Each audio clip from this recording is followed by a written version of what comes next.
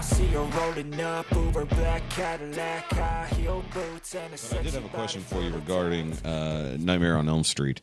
So that series just kept getting wilder and wilder, like most of these do after they get past at least I'm gonna say episodes. Yeah. Fucking. So was Freddy better when he was kind of a fucked up, like more of just like a fucked up kind of cursed person, rather than when they went the full on like Dream Lord demony thing that they got to later on when they got to like the what was it, Dream Warriors was when they started getting into that stuff. So I think Dream Warriors was kind of the peak Yeah. of Freddy. That was, I think, 1 and 3 are kind of hand in hand. I think, both written by Wes Craven, so Yeah. there's that Yeah. aspect to it. But I think personally, I like Freddy when he was more just scary. Like when he was the first one, he was a scary dude.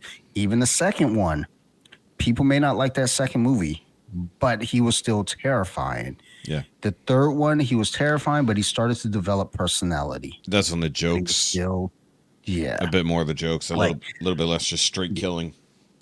yeah, like welcome to prime time, bitch. Let's get high. That's Where's the right. bourbon, bitch?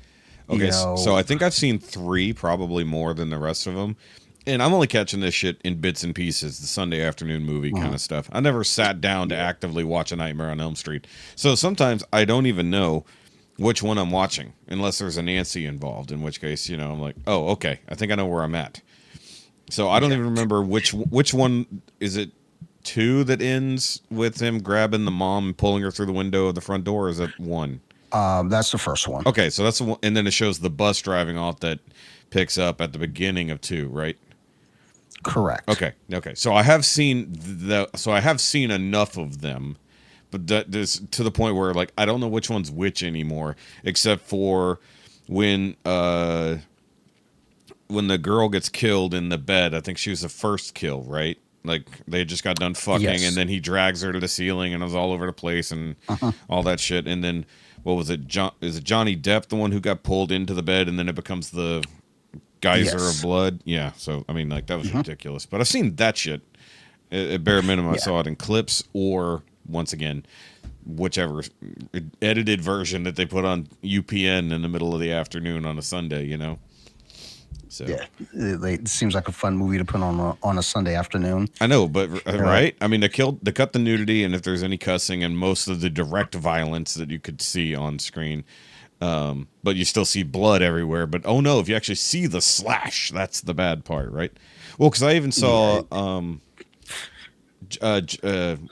it's Freddy's Dead and Jason Goes to Hell. So I saw the tail end of Jason Goes to Hell in the same way.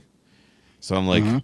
I don't even know what the fuck I'm watching. Like literally, it's like that at the end where they're like all up underneath the building and all that kind of shit, and then like the demon thing comes out of Jason's body and I think it goes into his mom's dead corpse and reanimates. That kind of shit. Yes, it's like the fact that I remember that shit and I've only seen it once. Like no joke, I saw that once and I remember it to that level of detail as a kid. It had an impact, obviously. Well, it's like, what the fuck is this? It's like, well, because if you start at the beginning, like at least where Jason actually comes in for the first time, not all the shit that happens in the first movie, it's like, how do we get from that to there? And that's like that point is just like, how the hell, like at what point, where's the turning point from just kind of horror slasher to horror comedy versus the other part? He's like, there's steps. There's got to be steps in there. That's an interesting point. I'm actually doing my horror comedy episode tomorrow, and I didn't even think to connect that dot either. You know, just like when did, those movies turn from straight horror to horror comedy? Because, Nightmare on Elm Street and Child's Play specifically kind of went that direction. Yes. Friday the 13th slips there a little bit from time to time. In 89, that's where you would see this trope in horror movies where you would have, the serious tone, but you always had your goofy characters. And Halloween 5 did this specifically with the 2 cops. Okay. And it always felt like when they come onto the scene, there's like goofy music that kind of, precedes them. And it's like, oh, Jesus fucking Christ. But then you saw it also in Friday the 13th. I can't remember which one dropped in 89, but it felt like Friday the 13th kind of had this similar thing. And I took it as this is a sign of the times. You have to have your horror cut with a little bit of comedy, but bring back the horror to let you know still that you're in a horror movie. And I wasn't a fan of that kind of shit. It was like, look, man. 89 was 8. That's Jason Takes Manhattan, where he teleports on the boat. Okay, yeah, yep. That's for sure the one where it's like, you motherfuckers literally jumped the shark. Yeah, like, and New York Harbor as well. He literally just like, disappears and reappears somewhere else. But I mean, that's bad editing, but they didn't bother to try to fix it. But no. I think they sort of tried to go back to the original kind of idea with that one, where he's just sort of slowly following them and killing them off. But then it just got dumb. Yeah. And I know this thanks to Hack the Movies. I learn a lot of things from Hack the Movies when it comes to horror stuff. Not just So You Like Horror, where you can find Dante twice a month, ? Except for October, where it's every week. Yeah. And where you'll find me sometime later this year after we do a couple of episodes. When that happens. We got some things in the works. Yes. So it was just slowly sliding into promo work there, guys. Welcome back to the first Now You Made It Awkward podcast of 2024. Sorry, it was a long break post-Christmas, and then basically January has been super chaos when it comes to work and home life. And like today is just, I'll give you an idea of how crazy my day was just today. I woke up, did breakfast with the wifey, got her off to work, watched the last episode of the new He-Man, Masters of the Universe Revolution. Watched that real quick because I left off at the last episode. I was like, okay, let's see how this shit ends. By the way, could have just been a movie.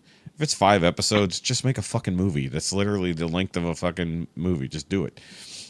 So I did all that, and then I came in here to the SHOKY cave for anybody who doesn't see me pointing at my desk, and edited the behind the review vlog for my DX9 Menasor reviews. I edited all of the reviews together. Had time to break off at 11 to go to my chiropractor. Came home, finished the last few things, realized I had a fuck up where I missed some footage. That's always fun when you realize you've already output something and uploaded it, and you're like, oh, I'm missing like 10 minutes of footage. So I deleted it and re-uploaded it. And then after that, just had a time to just watch a whole bunch more of the reactions to the #1 rap song in America right now, which Dante, congratulations. We now live in a world where Ben Shapiro is the #1 rap artist in America. Okay. He's legitimately on a track with Tom McDonald. I heard it. It's actually, I like the song, I'm going to be honest. And I don't like Tom's stuff usually, not because the songs are bad, but I just don't like his style that much. I like his message, not his style. But I had to watch this for the meme. Like this is a for the meme situation. But this is the world we live in, where Taylor Swift, I think, is going to the Super Bowl ? And Ben Shapiro is a #1 rap artist above Cardi B and Megan Thee Stallion. Except if you look on YouTube, where they're clearly fudging something, because how someone is trending #1 when they have less numbers than #2 doesn't make any sense. But not a conspiracy. Not a conspiracy. I would also like to congratulate Taylor Swift on being the most successful NFL player this year. She is 100% the MVP of the Kansas City Chiefs. Yeah. And so hated for it. It's funny because I don't like initially when the season started and the whole Taylor Swift thing was there. I was like, okay, I knew who Taylor Swift was. Obviously, we went through this before because I was like, I got to listen to this chick's music. I got to understand. Yeah. It's like, okay, I get it. I understand it now. But it's funny that here we are going into the Super Bowl, and it's a thing now where people are angry. Yeah. From time to time I check in on Facebook and I see people putting up posts that, they're going to stop watching football because of all the Taylor Swift stuff. And it's like, Yeah. well, were you ever really a fan? Were you a fan of your team? Were you a fan of the sport, or were you just posturing? Like shut the fuck up. Yeah. It's like, it's so what? I mean, like, let it be. How many football players have famous wives? I mean, this is just a girlfriend, but like, what was it? Fucking Brady was married to Giselle for fucking however long, 10 years, 15 years, and Yeah. it was never a big deal if she was at a game, but she also wasn't like a fucking 30 something top of the fucking charts pop star. She was just, I mean, a supermodel for like ever, but it's like, what is like, why are you mad? Because I guess they're mad because they're cutting away a lot to her in the stands. I'm like, but it's kind of funny to see her reaction to shit because she's literally become like the football girlfriend, and it's kind of funny, like, because that's high school shit, but it's happening in real life to 30-something-year-old famous people. Well, it's funny because it's like, they'll cut to see a reaction, and that's fine. Yeah. It's fine, whatever. The whole thing with Tom Brady's wife Giselle, or ex-wife Giselle. I mean, I think the thing too is like she was a model, but it wasn't like, because I'm gonna be honest, I was aware he was married to her. I didn't know who the fuck she was. I just really started seeing like who she was after the divorce because she started dating a jiu-jitsu black belt. I was like, oh shit, she's pretty. Dude, she's still hot. I mean, like, it's like after all those years, getting pounded by Brady, she's still hot as fuck. So she moved to somebody who hits people harder now. She's like, in the jiu-jitsu community, she's got her purple belt now, and of course, everybody in the jiu-jitsu community, she's got a purple belt. Yeah, no shit, that's cool. I think she's been training 2 years, 3 years since or something the divorce. Like that, so. She's been training since the divorce. She worried that Brady's going to come after her or something. She's got to defend herself. I think she started training before, but I don't think it was like full. It was like kind of, we were aware. Wait, is that how they got connected? Like she was training. Yeah, we got some behind the scenes stuff happening. Maybe. That's usually how that happens, though. In jiu-jitsu, it's like, oh, sure, I'll be your coach, and then I'll also be your partner, and then I'll be your spouse. Yeah. But it's like, from time to time they would, show her in the press box, and like, okay, there's Tom Brady's wife. Yeah. But that was then. This is now where, again, Taylor Swift is Taylor Swift. She's like one of the biggest people, in on entertainment. The period. Yeah. Yeah, so it's like, it's understandable to a degree. And, then you have the whole, the one guy from the Packers, he's dating the gymnast, and everybody's like, well, why don't we blow that up? And it's like, I mean, yes, she is, a famous person too. But does she have a Billboard Top 100? No, we don't care. I mean, she's got a bunch of gold medals and shit. She needs to get better at memeing. That's all it is. She needs to get better at memeing.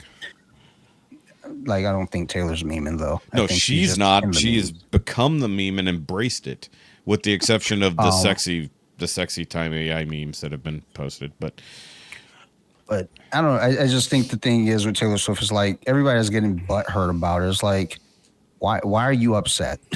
Why are you mad about it? Like I said, initially I was kind of annoyed. And I was only annoyed week one because they were playing the Lions, and I'm watching the game. And I was like, hey, so there's a game going on. And after that, I was just like, who cares now? Yeah. Who cares? Yeah. Like, but the world, like, I want to understand, why do we get fixated as people on the negativity? I mean, I know our media kind of pushes us in that direction for sure. But even without the media doing that, I see people just kind of gravitating towards the negativity without being pushed that way. It's just like unnecessary. I think. Well, okay. Well, let's dive into this a bit. That's a pretty good thing that should be discussed, because it is a fucking problem, though. Like, let's say Marvel movies right now. Nobody fucking wants to see Marvel. Nobody fucking wants anything to do with any new Marvel anything. The second we hear that something's coming out, the immediate reaction used to be, oh, can't wait, this is going to be great. Now it's, fuck them, this is going to be stupid, it's going to be woke garbage, Disney's a piece of shit, whatever. And then, well, they don't know how to make a movie anymore, so whatever. It's like, okay, so they also didn't know how to make a movie before Iron Man came out. And, we're going to excuse Hulk for about 5 seconds, but, but the point is now, it's like nobody's like willing to go, well, let's give it a chance at bare minimum.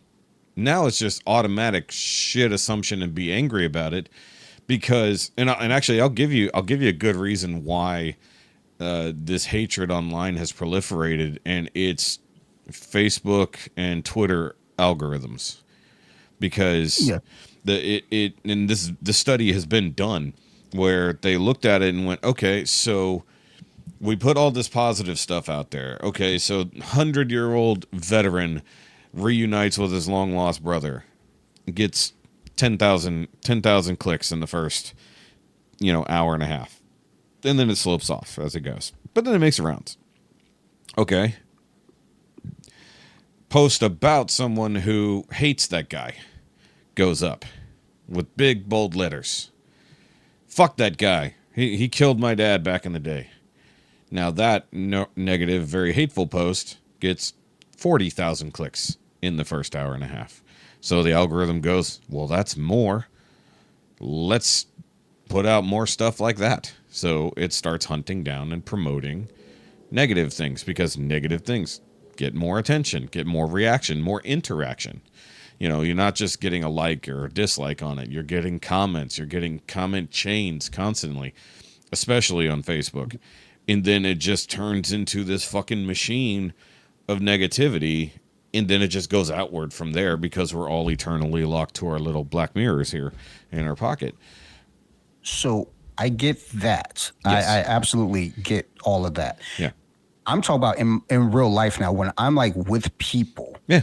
Period. Yeah. And it's not even like if we're talking about any of the divisive, topics, like whether it be Marvel or whether it be politics or anything, it can be, as simple as, shit, in the jiu-jitsu community, like when we're in the actual gym, when, we'll be talking about, something that bears no reason for negativity, whether it be, hey, do you prefer gi versus no gi? And it's like, and it's a simple answer. Yeah. Gi or gi. But then it turns into, I like no gi because, fuck gi. And, then it's all the negative reasons to not like gi. And it's like, dog. Because everything is now about sides. It's like, it used to just be, you liked what you like and who gives a fuck? Or you give somebody a light ribbing because of it and you'd be like, oh, I bet you like no gi. You want to fucking butt fuck somebody naked over there on the mat, don't you? You just fuck with them. You want to go north south with them. Yeah, exactly. You have all their balls in your mouth. All of them. But it's just like and you're right. Like we used to play at negativity. Like it was like you just talk shit. Like there was just talking shit and it was understood. And now it turns into like legit almost hatred of the simplest bullshit of life. It's fucking nuts. And I think it started in the internet and it has proliferated through the internet. But then I think 3 years of isolation and fear of your fellow man, whether that's they're going to infect you and you might die, or they're red, you're blue, or they're Biden, you're Trump, and then that just trickles down to every little thing now. And it's like hard lines when we used to all just sort of be a big blur, a lot of overlap, It's like now it's like, no, you have to push them out. It's like, because it couldn't possibly be cool to just bring them in and talk at them. You don't have to change their mind, but you can talk to those people. And I think that's one thing that has been sort of broken now. It's like, when somebody is different to you, you feel like you have to make them comply with your views, whatever that might be. And if they don't, you hate them instead of just saying, okay, cool, we'll talk about something else. Go ahead. I always take it back even further, like the internet is where it kind of really started to grow. For fuck's sake. Like, sorry, I'm like, Hey, you're I fine. tell You're her I'm going buzzing. to Yep. fucking record, and my wife's like texting me like, I'm going to get Chick-fil-A. You want, like, you know what the fuck, like you know what the fuck I want, just get it. Like, what's Tell her with I the want 20 questions? a dozen nuggets. Like, what are we on a school paper with all the fucking questions? Relax. Yeah. Um, School paper. but the internet is kind of where it all started to really pick up its traction. Um, I and I'm sure it goes even further and further back. I do kind of put a lot of blame, ironically enough, and just weirdly enough, on MTV's The Real World. You look at season 1, and it was a fun experiment. Season 1 just had 7 strangers living in a loft in New York. And the episodes that picked up the most traction was when Kevin, the angry black man, argued with Becky, Julie, or Eric, the 3 white kids. And I think he argued with Norm, the gay dude. You know I think the only person way he didn't too argue much with about was season 1 of The Real World. because I love that season because it was when it came out in 92. So I think I might have been in 8th grade or something like that. So it was during that time where like all the older kids were kind of molded into that. And I'm trying to understand the older kids. And as I'm like getting the understanding and watching the show, it's like, I don't want to be that. That shit's dumb. But it wasn't dumb, but it was dumb to me as a kid coming from Flint, Michigan to Newark, Delaware to Columbia, Maryland. Yeah. So, and that's what I was seeing here. But all the episodes that took in the most like ratings, it seems like, were when there are arguments, specifically the angry black man with anyone in the apartment. Yeah. The only one he didn't argue with was the one white dude in the rock band. He was just like, that dude was like he was like super go with the flow. He's like, bro, he had nothing to say. You do you, bud. Yeah. Yeah. And then the second season, you kind of get a similar vibe. It was pretty like everybody got along. And then there was one character, he got booted out of the house, but that was like the most popular episode. Again, we're flocking towards the negativity. Yep. And then this becomes kind of a thing. Now you get to the third season where you get Puck. And I know of Puck. Yeah, I mean, like that's the name that stands out. That name has, yeah, world. Exactly. Yeah. And then it just kind of became this thing where you started seeing people in real life being I'm going to be the do anything guy, and you're going to know I'm here. I'm going to stick my finger in the peanut butter. Like, yeah, my hands are dirty, and then you go to your next season, then eventually we get to a point where the internet is now a moving thing, and reality TV is like Survivor hits the air in 99 or something. Yeah, or 2000. I was going to bring up Survivor with Richard Hatch. He was another one. I just looked it up while we were talking. You got there anyways, and you're right though, because as you're bringing it up, I'm like. Yeah, I mean, like anything that's gonna breed a tiny bit of controversy. Back then, controversy kind of meant something a little bit different compared to now. Now every fucking little thing's a controversy. Yeah, but back then we were bored because if we weren't, we couldn't go outside and ride our bike this time, so we had to watch TV today. So you see whatever it is on MTV. I didn't have MTV growing up, unfortunately. So, I cried to get it. Huh? You cried to get it? I cried in my force when I ended up getting us cable. I was like, please, I need Nickelodeon. Yeah, dude, we didn't have cable growing up. Like, my parents were anti-cable or even satellite due to some of the shit they went through in the early 80s when cable was becoming a thing. So they said, no more cable. So I grew up on basic television, fucking 6 channels, 3 or 4 lower and 2 higher, That builds character. It does. It does when you got to hunt down the fucking channels and then move the rabbit ears to fucking make sure you can get fucking whatever the WB was way back when I think it was mostly unaffiliated stuff. Yeah. It was channel 39 here, but I don't know what was here. Like you're right though. There was, and I'm sure at some point. Let's go back even further.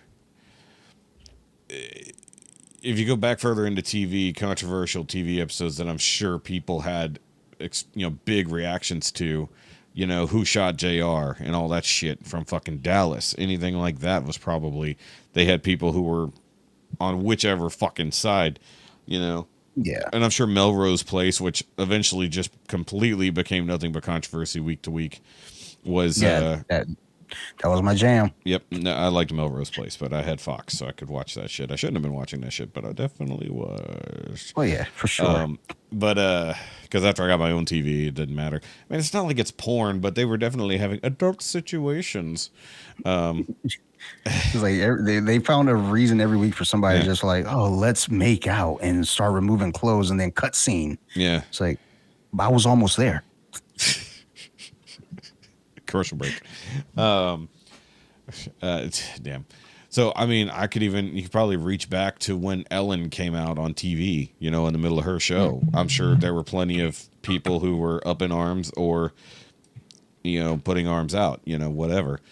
Not like it would be. I mean, today it doesn't matter as much, but back then it was a big fucking deal when Ellen came out. But yeah, the idea. I thought that she was gay before she came out. So when it happened, I was like, "What's the big fucking deal?" Didn't we all know that? And you didn't know that? I guess it was. It was more a matter of, yeah, we kind of assumed. So I don't think just in case I didn't know. You were confused. Yeah, I didn't know or care. I still don't care. I mean, I saw her do stand up once, and I just looked at her. I was like, that looks like the kind of chick that probably likes to get knuckled down by other chicks, and I was right. I didn't know knuckling down was a thing back then. I didn't know I didn't know what gay women did to each other other than possibly kiss. I was a sweet, innocent child. Same thing about George Michael. So when he came out, I was like, dude, come on. Wait, why? That should not have been a. Yeah, no, that wasn't a surprise. Come on, dude. It's like you can't look at that dude and say he's not gay. And I'm a big George Michael fan, but I was like, oh, that dude's gay as shit. Yeah, but I love his music. Yeah, but back then, even if it was a controversy, it wasn't like you didn't feed off the negativity. The negativity was shouted down back then. It was just like, fuck you, be a nicer person. And then they just disappear into the darkness. Now the negativity is amplified in every way, shape, or form. And I think, they do think you're kind of correct that at least in the zeitgeist, reality TV is really, I don't want to say responsible, but definitely a part of it because it gamifies hatred. Yeah. Well, like your shows, on reality TV, especially if there was like the drama is what you tune in for. When it was like, again, Melrose Place, 90210, it was scripted, it was written out. And granted, a lot of reality TV is scripted to some degree, whether it be like with The Real World.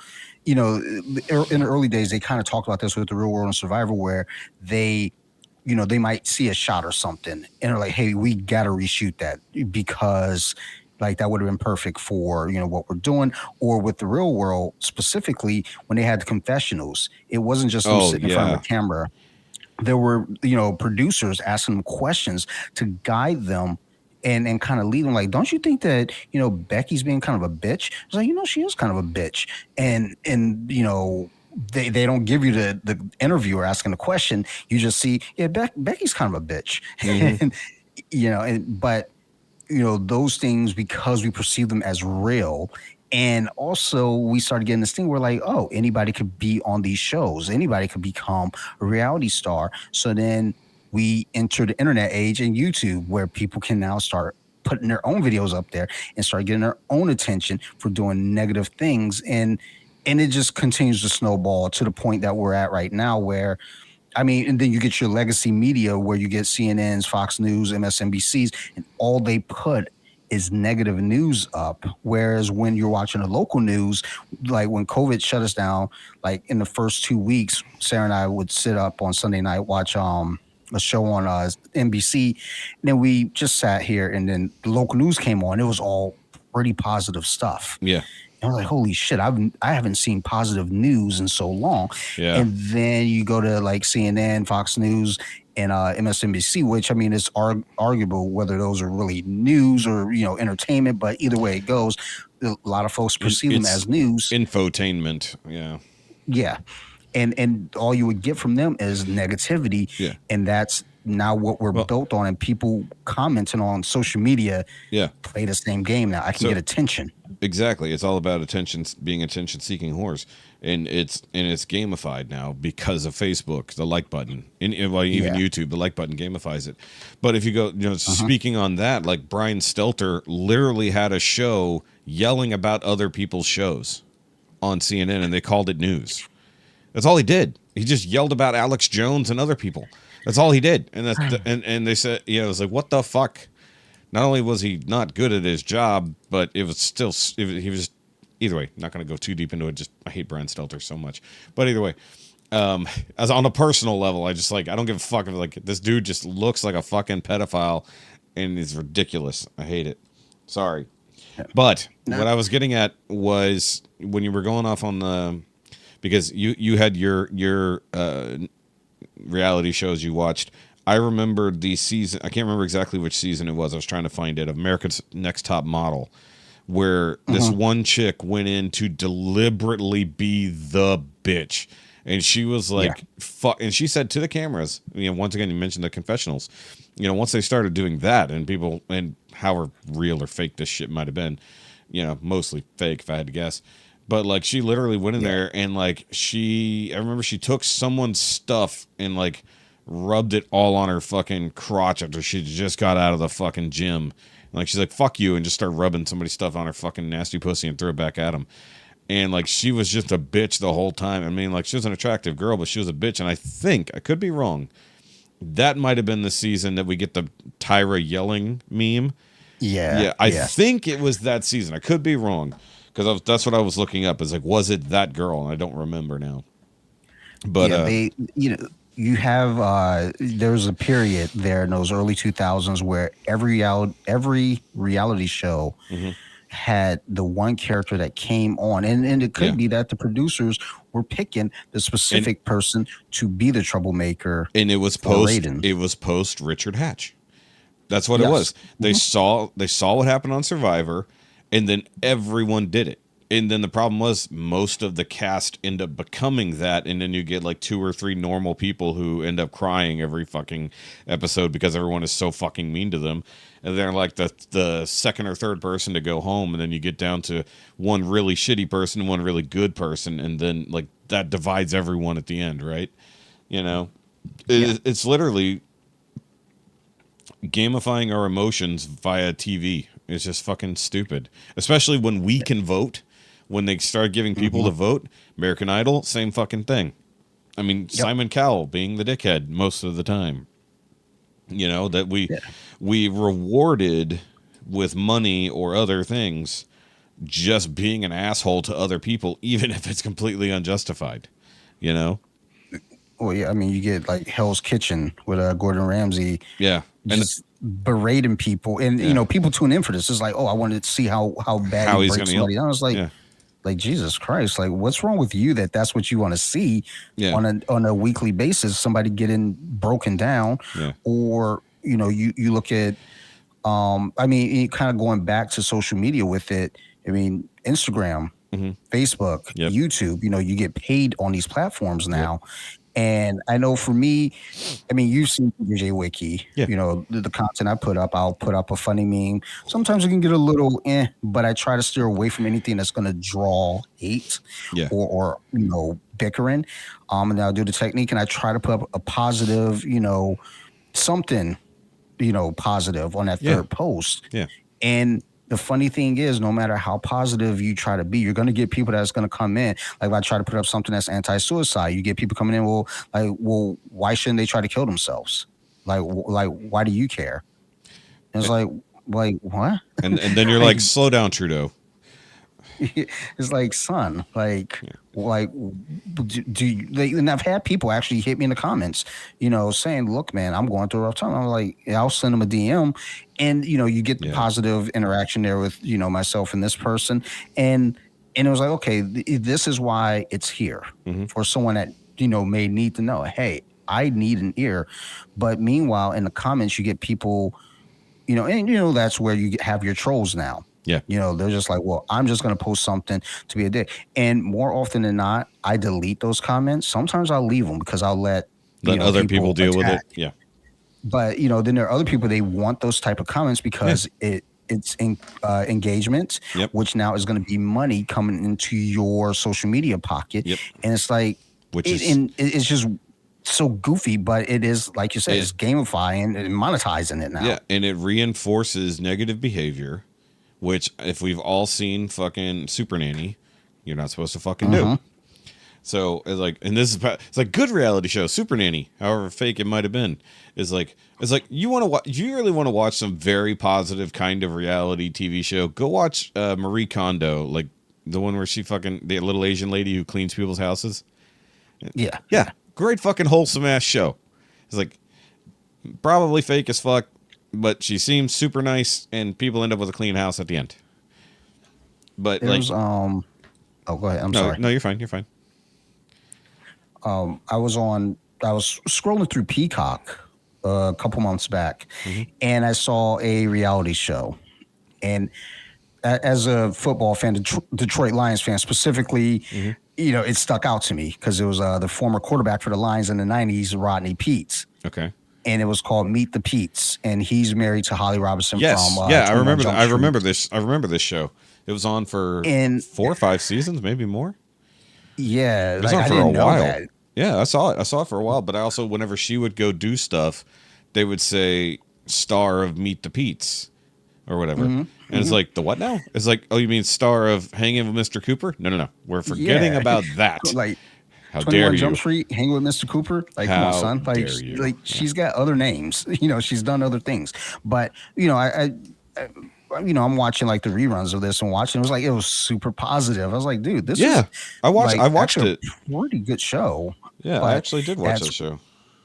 That's something that, again, and I mean, again, it had 3, 4, 5 seasons or something like that. So that's it really didn't. It only had 2. It had 2. It only had 2. Yeah, I thought it had 3 at least. It's only got 2. Okay, unless they renamed it at some point. And it was on USA. Think about that. That was on USA Network. That's wild. Like, I you forgot that was. You think that's the second whitest network on the channel? Like the funny thing is, though, again, you see this show, it's pretty positive, and it's like 2 seasons, and that sucks. Meanwhile, the Kardashians. I mean, the Kardashians, that's a whole different argument of what's the same what's going on there. It's the same fucking bullshit. It's literally, everybody watches for the controversy. Everyone watches for the arguments. Nobody cares when Kim starts a new fucking clothing line. Nobody cares when Chris comes out of therapy. Okay. No, they want to see the fucking fights. They want to see people getting fucking shit-faced and doing stupid shit. It was just the Jersey Shore, but they were actually related. And there was more plastic surgery. I have a buddy, his wife and her sister were doing like a short Instagram, I guess IGTV thing. It was like maybe it might have been 10 minutes, if even. But they're big fans of the Kardashians, and when I would promote their show through BJJ Wiki and stuff, and. It's funny because, as you're like listening to the episodes, because I would listen just to be supportive. And I'm like, dude, they're talking a lot about the Kardashians. Like a lot. And I didn't want to not, promote them and share and everything. But fortunately, they stopped doing it.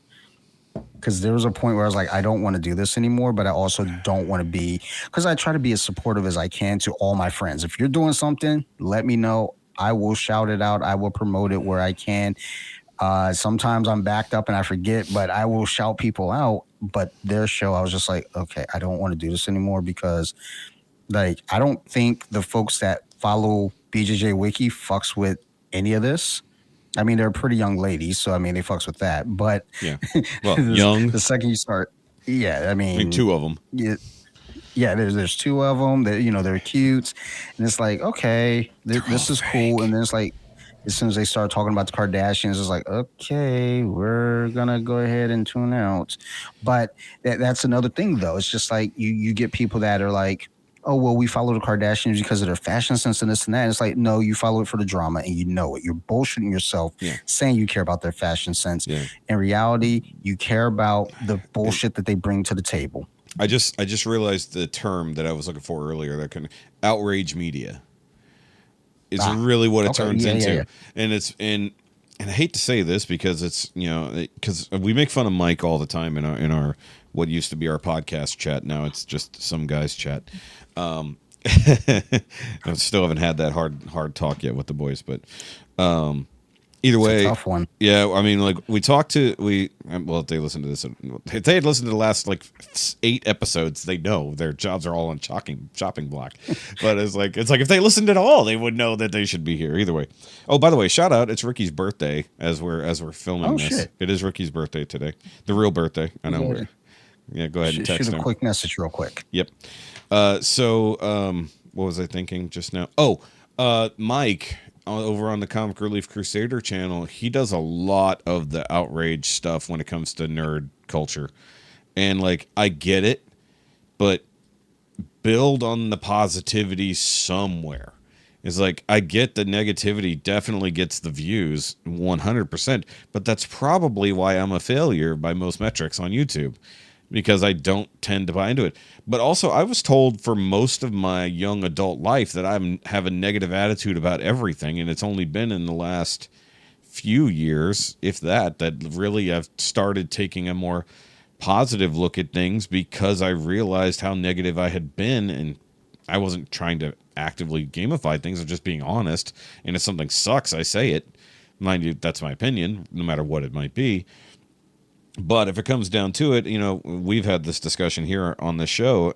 I think why like Ricky and I literally are not allowed to talk about Marvel anymore because he's in the hate Marvel no matter what camp, and I'm in the find everything positive about what I've been shown camp. It's like, if it sucks, I'll say it sucks, but I'll point out all the things that were good about it, but I don't go in with the hatred anymore. Or, well, I never really did, but like... let's just say, for instance, right now, it's the unfortunate circumstance of where Doctor Who has gone as a series, falling into modern day progressivism. But it's like, I gave it a chance during Christmas. I don't like the direction the show is going. But if I'm fair, I would give the new Doctor a chance. Like, because I gave the Christmas specials a chance. So if I'm fair enough, I'll just man up, suck it up regardless, and then if it gets to a point that it becomes unwatchable, I'll just fucking stop. That's it's like, I feel like that's the fair move rather than just staying on the news, focusing on, okay, people say it's going to be this way, all this, that, and the other. I was like, okay, but people say a lot of shit, and they say it as fast as they can to make sure they're the ones who get clicked on in the first hour, And I'm just like, am I falling for the bullshit? Because I'm not playing into the bullshit, because otherwise I would make outrage media constantly just for clicks and views. But I mean, I'll pick on certain shows like Grey's Anatomy. I mean, it is the worst thing. Jesus Christ, talk about only drama and no substance. Grey's Anatomy for that exact reason. Same reason, probably why I hate that is it's a more fictional version of like the Kardashians or any of these other shows. It's already all fake and bullshit anyways. It's like we just needed a show following Kanye day to day. It's like no script, no nothing. We just have him mic'd, and we just see what the fuck happens to him. It's like, anybody just want to watch just a Kanye vlog where he doesn't know he's being recorded and it's just his natural fucking self. It's either going to be incredibly unwatchable and boring, or you can't stop watching. One of the two. I was like, I don't think there's an in between with Kanye. I think he's a fascinating character, but I don't know if he will ever translate to a common person outside of the music. Yeah, it's hard to, with Kanye, it's hard to kind of, if you stay in the music bag, it's super insightful and interesting. Yeah. But then it's like, if you're the kind of person that's like, I want to exploit this dude and like let's get him talking about some shit. Yep.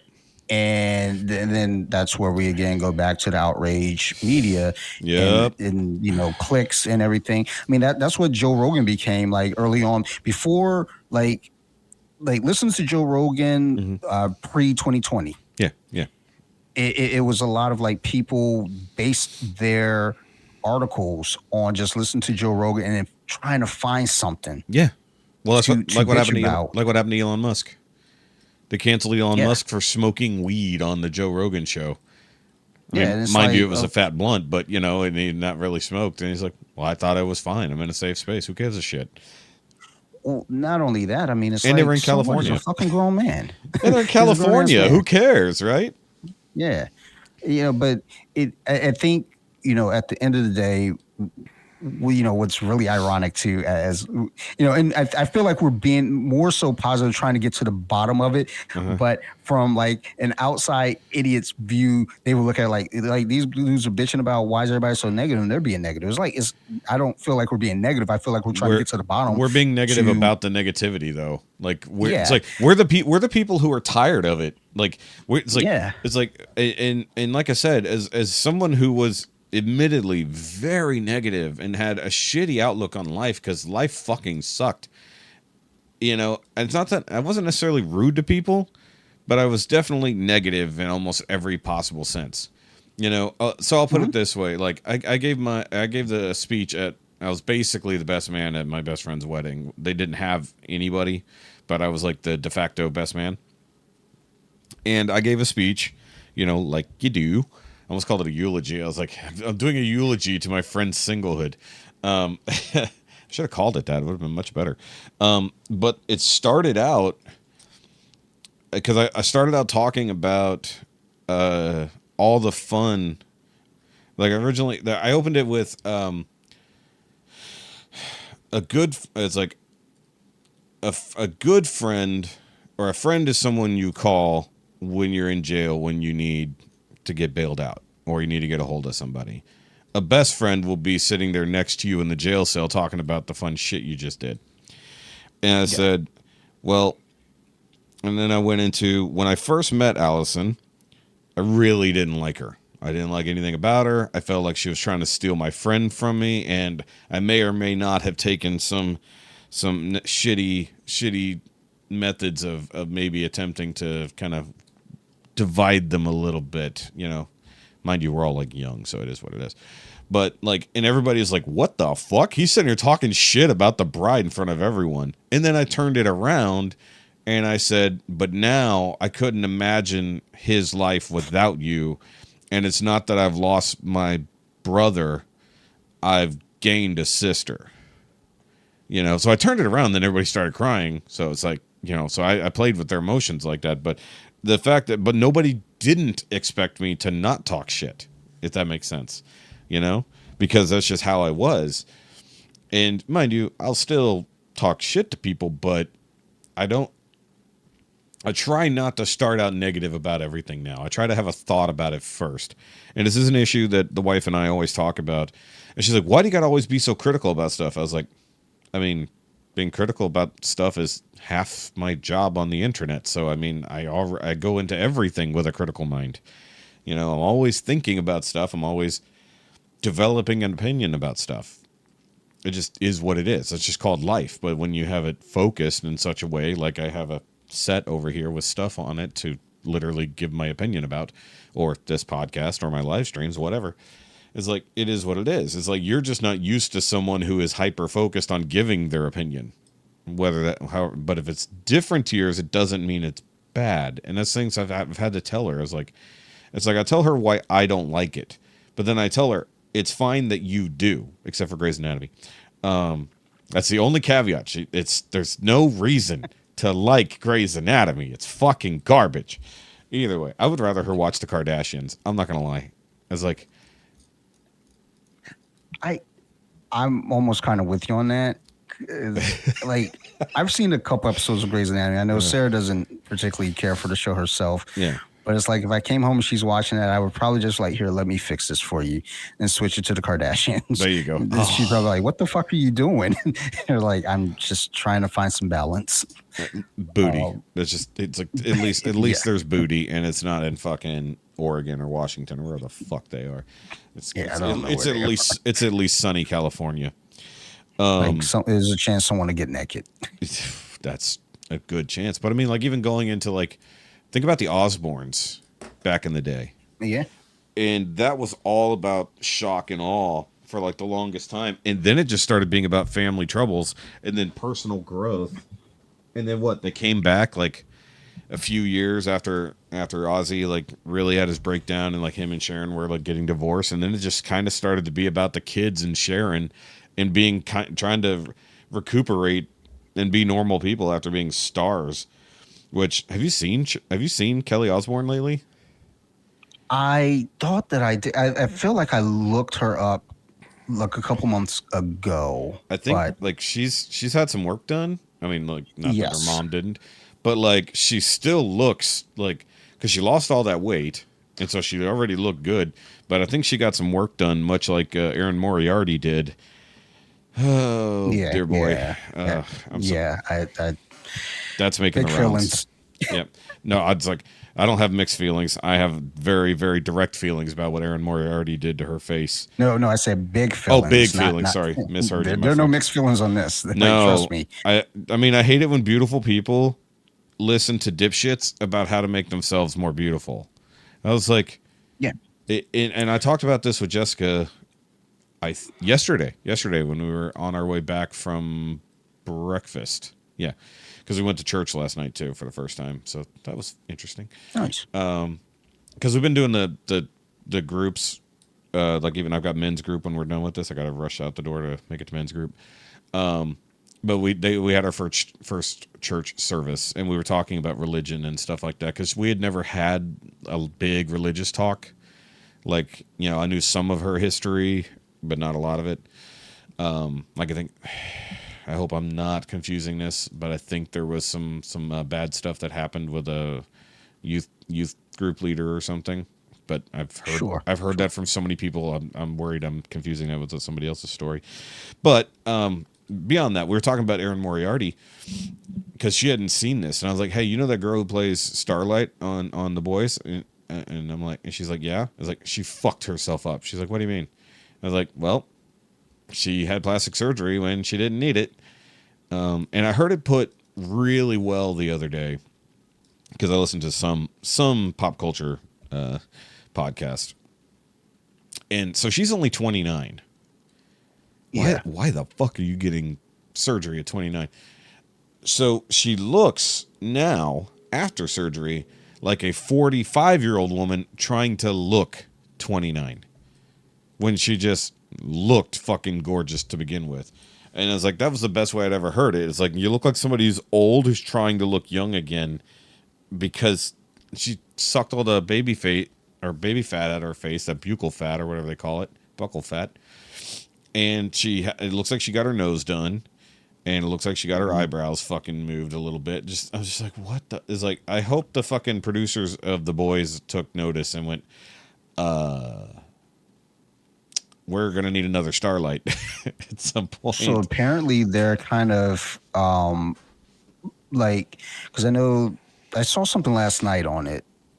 Basically, she like deleted all her social media or something, and I think the producers or someone, like, you know, heads of The Boys are kind of in support of her or like in defense of her. And it's like I think about Lil' Kim when I think about people who are beautiful. Yeah. And then they get plastic surgery. Lil' Kim was a beautiful, beautiful woman. Yeah. And, you know, she was told all her life, though, that she wasn't beautiful. Wow. And, you know, it's a control thing, it's a manipulation thing. And she deleted everything, dude. Yeah. Her account is up there, but there's legit only fucking 10 posts. Yeah. Wow. She's like, fuck this, I'm out. And you know, to some degree, it's like with her, you know, doing, you know, the plastic surgery stuff, it's like on one note, look, it's your face, it's your body, you know, do you, boo boo. But, you know, on the other note, and also again, that social media though, especially when you're a public figure, people are going to come for you. You're going to have so much negativity. You're going to have a lot of people just dogging you. And you know, again, this kind of goes back to the original point. We focus in on that negative because you can have 5 people say you look like dog shit, but you have 20 people say you look beautiful. You're going to zero in on those 5 people because that's that's what's hurting. That's the sting versus, you know, not. Well, do you think that possibly the reason they focus on the in this case, in this example, smaller negative comments because maybe it's the ones they want to hear. Like, because with big changes, I feel like, unless it's like a big personal change, like a divorce or something like that, whatever. I feel like when it's surgery and it becomes something more objective, I think sometimes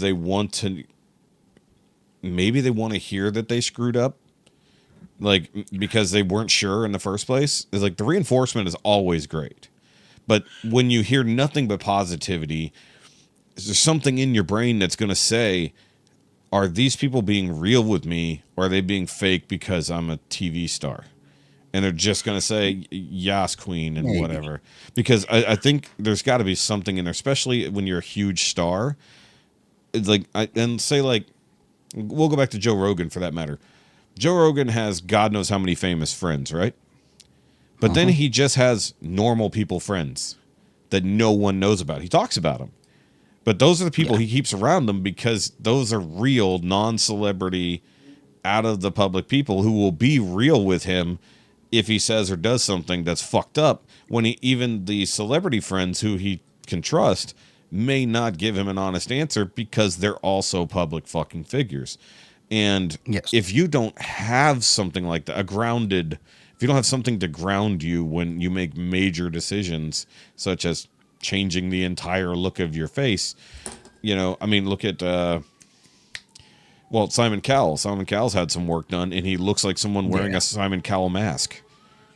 I said that. We had that discussion yesterday, too. I said, like, he looks like someone wearing a Simon Cowell mask that doesn't fit right. Yeah. And yet Heidi Klum is getting older and still looks hot. Oh yeah. I think it could be some of that, perhaps.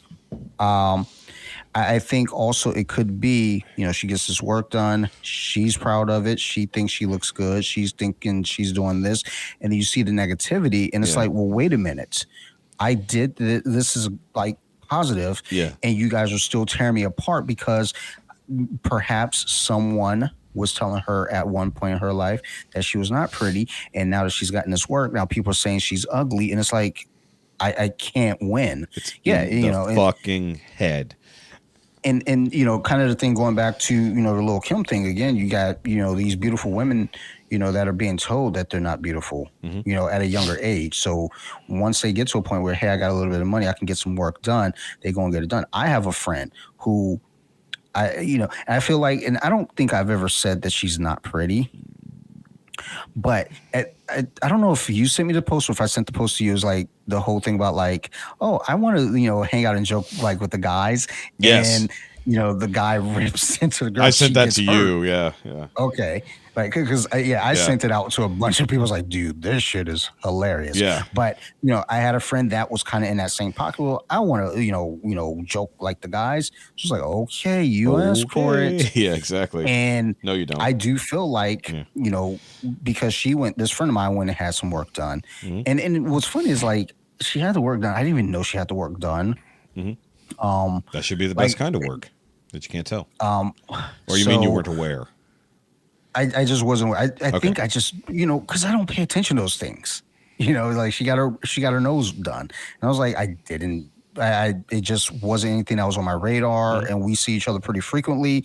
And what's funny is like there's the obvious, after the work's done, the black eyes and stuff. And I'd seen her, after all that, and it just didn't connect. I can't remember what we talked about, but I was under the impression it was something else. But a couple years later, because I'm like, I mean, the nose is like the centerpiece of the face. Yeah. So like, I'm always like focused on people's noses, and I'm looking at her nose and I was like, dude, I like your nose. And she goes, well, I hope so. I paid enough for it. I was like, wait a minute. And then I started like, then I had to sit there and like, I grabbed her face. I'm examining her face like a fucking pumpkin. She was like, what are you doing? I was like, no, I'm looking right now. I was like, oh, I guess you did. Like, what the fuck? Yeah. And, she does fillers and all this shit. And it's one of those weird things of like, now she's older now. Like she's coming up on 40 next month or in 2 months. But it hits that thing with older women am I trying to retain that beauty that I once had, or am I trying to like? And then you get someone like the young lady from The Boys. Yeah. You know, she's already young. She's 29, Yeah. and granted, for a lot of women, 29 are like, oh my god, I'm going to be 30. I'm at peak. Next year. I've hit my peak of Hollywood. It's like looking at Scarlett Johansson over there. It's like it's just on my TV right now, watching Black Widow. That suit. I'm doing the MCU. That was a good oof. That was I'm the suit, the Milena suit she's wearing at the end. Oh yeah. Oof. Oh yeah. Well, okay. But like I'm doing that all in chronological order right now, and I'm at that point. It gets to a point like right now, after Civil War, it almost started to not matter to me anymore. Well, yeah. Like I don't care. And I mean, you got Black Widow, Spider-Man, and Black Panther, then Infinity War. And it's weird because it's like, that's kind of that run where it's like, it matters, but it doesn't matter. Mm-hmm. And after I finished, which one was it? Winter Soldier. I was kind of like, all right, I guess I've had enough. Yeah. Like, I think I'm good. Well, and trying to digest them all in it's like, well, it's one thing when we have time between the movies, but then when you're digesting them all together, well, like that was what I was going to do when we were driving to Maryland. Like originally when I was going to drive myself, I was literally, no joke, going to just pull up the MCU on my computer and plug that bitch in and see how many Marvel movies I can get through on the drive. Like that's not a bad move. Like just to see how far, like, it's like, can I get all the way to, I would say, can I get to Civil War by the time? Yeah. Because it doesn't seem like a lot, but when you think about it, it's like, well, that's actually pretty fucking deep into the MCU by the time you get to Civil War. Because everybody thinks mainline Avengers stuff, but then they just forget about the other movies. That they're all together. Those other movies connected. And it's like there was a list that was giving you kind of, there's like up to Endgame, there are 13 movies specific that you watch that meant the most to get to that point. Yes. I need to find, I'm sure I could Google it and find it. But like right now, I just figured, let me go chronological. Captain America, Peggy Carter, Captain Marvel, Iron Man, and just kind of run that gauntlet. Yes. And I'm at Black Widow right now because that movie would have had the most impact had it come out after Civil War, or even 2 movies after Civil War. But in that pocket, as long as it's before Infinity War. Yeah. And not 5 years after. Yeah. 5 years after Infinity War, we get that. But back to where we were on the main topic, not to go off into the Marvel thing. Well, I mean, even the Marvel thing, like, I mean, like, there's some people who probably got some work done inside the Marvel universe that we don't even know about, but it's, I mean, but outside of like the ridiculous physical kind of stuff, like, but like,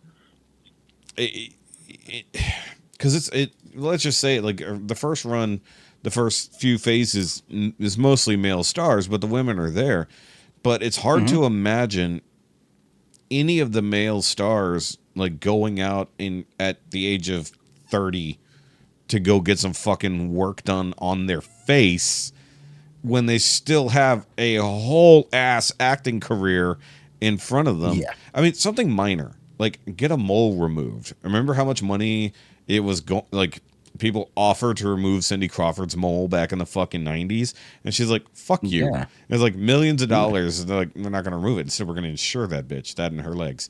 But yeah, I mean, that was kind of the signature. I mean, that was her thing. fucking thing. Exactly. Speaking of which, as far as I know, I mean, maybe below the neck she's gotten some work done, but Cindy Crawford now is still ungodly hot.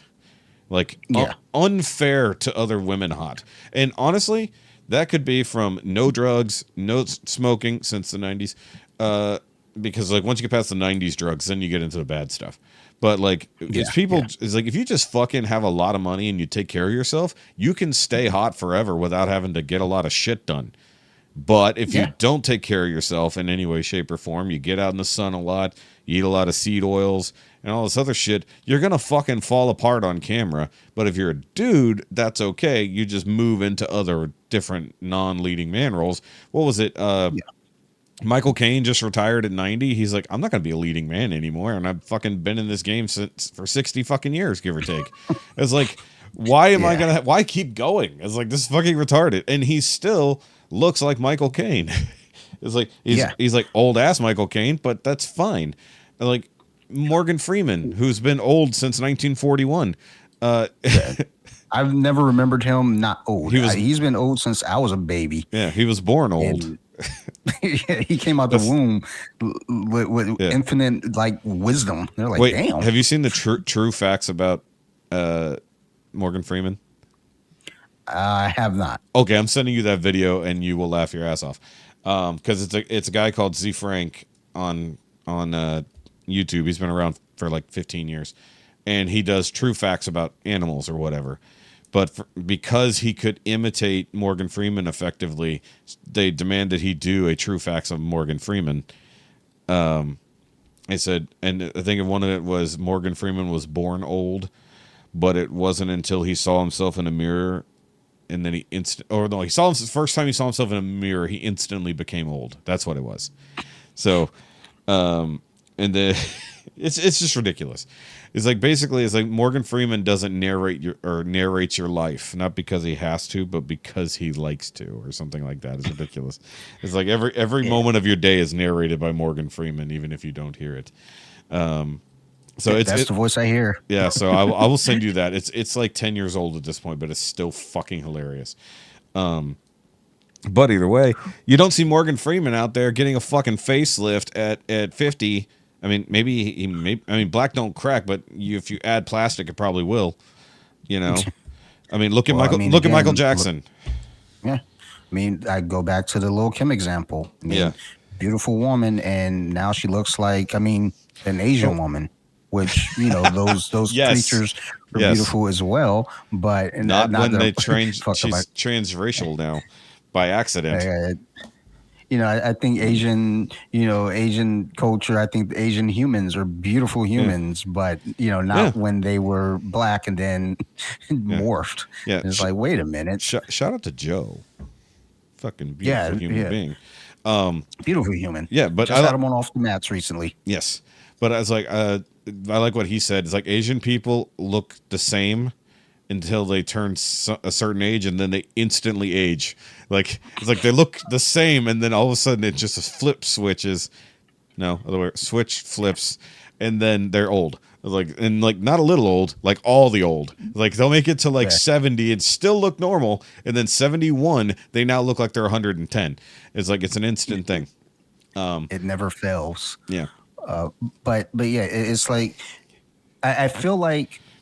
When it comes to again, you don't see men doing it, but women do. I mean, I think there are a lot of factors into it. You don't see most. You see some men, but when I say it, I mean as kind of a overall thing. You don't see men doing it, but when you see majority of women doing it, there are a lot of factors I think that play into it. And I don't want to play the game of like, oh well, it's all in their head, but for a lot of them it is in their own head, but not because of primarily something they did. Again, you got Lil' Kim, you got Starlight. Lil' Kim for sure was told that she was ugly. Joan Rivers, fucking Joan Rivers, the way she looked like a fucking clown. Even her daughter. Yeah. I mean, like that's an obsessive compulsive thing at that point because, well, I mean, I'm just saying that it's not a proper diagnosis, but like there is a narcissism in there that tells you that you're not done yet. And this is another discussion I had with Jessica about it. Is like whatever the initial cause was. Like, okay, I don't like my nose, so I'm just gonna have it ground down just a little bit. It's a giant honker. I'm gonna fix it. Whatever. Some people need it. Don't get me wrong. It's like some people have ridiculous noses. They could probably do with a slightly smaller one. I completely agree. It can happen, but don't go and change the entire look of your face by just slightly altering one thing, and then it becomes an addiction. Like Michael Jackson's thing, that was an addiction. And other people, like the literal cat lady, that's an addiction. I think she's even been on My Strange Addiction, which is not strange at that point. It's like we completely understand why this is happening. Dr. Drew talks about this fairly often when he talks about celebrity and narcissism and the way plastic surgery plays into it. But somewhere in there was either an actual negative comment from another human being that probably meant something to you, or it's this fucking thing. Yeah. And it's... I mean, all bullshit. The negativity probably leading to more negativity when you thought you'd have a positive outcome. Yeah. I mean, again, it comes back, the home base, starting, there with Starlight, where again, she probably had negativity and she went and did something that she felt was positive, which, bred more negativity. And now she's spiraling like, what the fuck, What do I do Like, now? what do I do? Turn on the And fans. Turn on the fans. the thing That's the thing. Yeah, you got to go full WWE, go heel.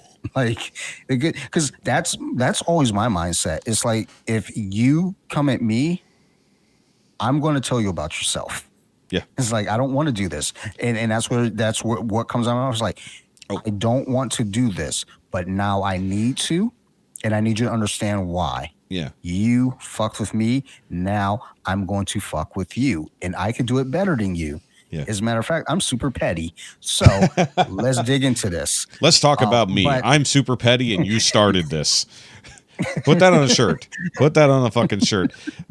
I'm super petty and you started this. And it's just your face on the back. So they could see you walking away. You still got that look in your face, but you're walking away. I'd pass them out at church. I had to go to my grandparents' church. It was like, here you go. It's free. It's on the house. I mean, is it a Catholic church? Because that would make sense. Lutheran. So, same difference. Catholic light. Yeah. But it's like, when you look at like guys, I think a lot of times with guys, we kind of have this mindset of like, who fucking cares? Yeah, we're guys. For the most part, it's like, who cares? Like I remember for what was it? Baltimore Comic Con. Mm-hmm. We had the press passes, and I asked Bobby 2 nights before, hey, do we have any Nerd Rage Radio t-shirts? It was like, we do not.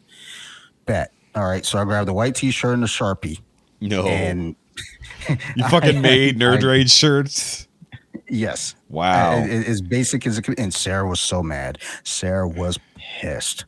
She was like, this is a serious thing. You guys have press passes. You guys, are trying to do a big thing now. And you're going to go out there and this abomination. And it was just a white t-shirt with it said Nerd Rage Radio on the front, NRR on the sleeves. I had a stencil and just used a Sharpie and made this. But wearing the shirt, there's pictures. And then someone had pointed out in one of the pictures like, oh, Dante, we can see your dad bod really flourishing. And, I think with guys, we say shit like that because it's like, we're poking. It's that video. It's that video that I sent you. Yeah. Yeah. It's like we're some dudes might get sensitive about it. And then, most dudes are going to be like, okay, you embrace it or you fire back. Yeah. But either way it goes, I think like my fire back, and I always say this to Steve, whenever anyone says anything to me, it's like, it's all fun and games, and that's fine. I'm going to laugh. But I want you to also remember, I can kill you. And that's okay. We can continue to make the jokes. But just understand, there is a level where you have to ask yourself, will he murder me for saying this? And chances are I won't. I am petty, and you started this.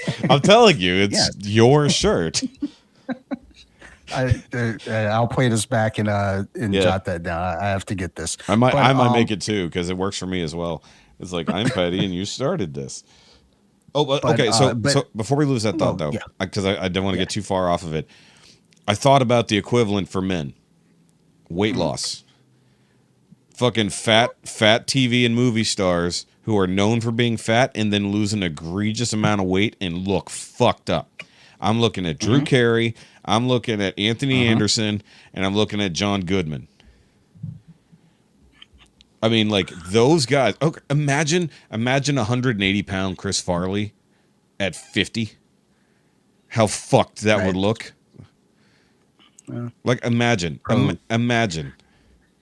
Like it. There's a thing to that too, where it's like, so I'll take John Goodman. Yeah. As I don't think he looks horrendous. I think Anthony Anderson, he looks fucking weird. Yeah, he does. His head is huge on that little body. Well, it added wrinkles to her face. Yeah. Drew Carey looks a little. He looks ill. And there's something that I'm just like, dude, I'm not sure what it is. The Reverend Al Sharpton, Al Roker. Yeah. Randy Jackson. Actually, Randy Jackson doesn't Yeah, look terrible because he still has a yeah, round face, regardless. But yeah. No, you're right It's about like, Al Sharpton though. Like that shocked me when I saw him for the first time when he lost all that weight. I was like, did he shrink? Like he looked like a yeah, literal, no joke. I mean, pun intended. He looked like a tiny version of himself. I was like, what the that's fuck? a fact. Because I followed not I don't say I followed a lot of Al Sharpton, but I definitely knew who the fuck he was. He was a recognizable quote unquote celebrity. And I was like, what the fuck happened to Al Sharpton? Because the first thought Like, is, where's did the they rest get of them? cancer?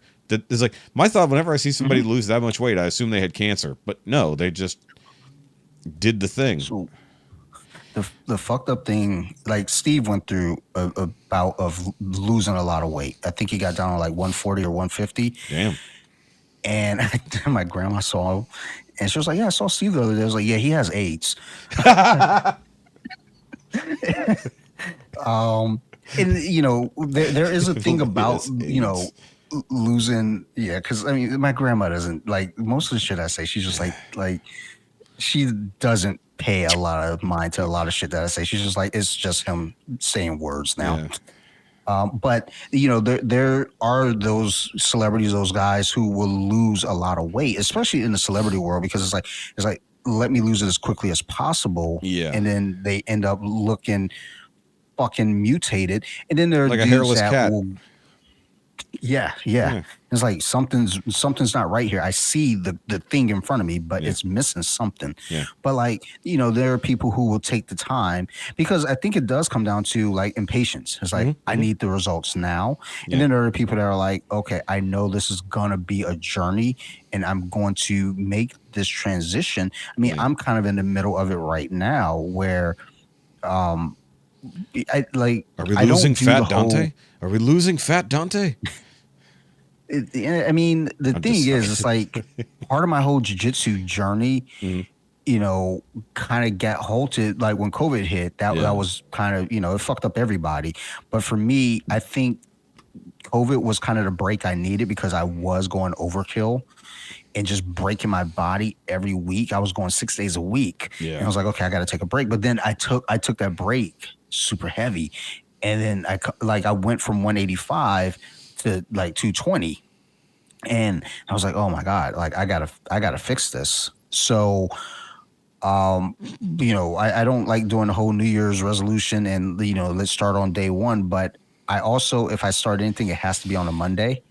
And New Year's was on a Monday. So I was like, you know what? Perfect. Let's go ahead and kick it into gear. New week, new year.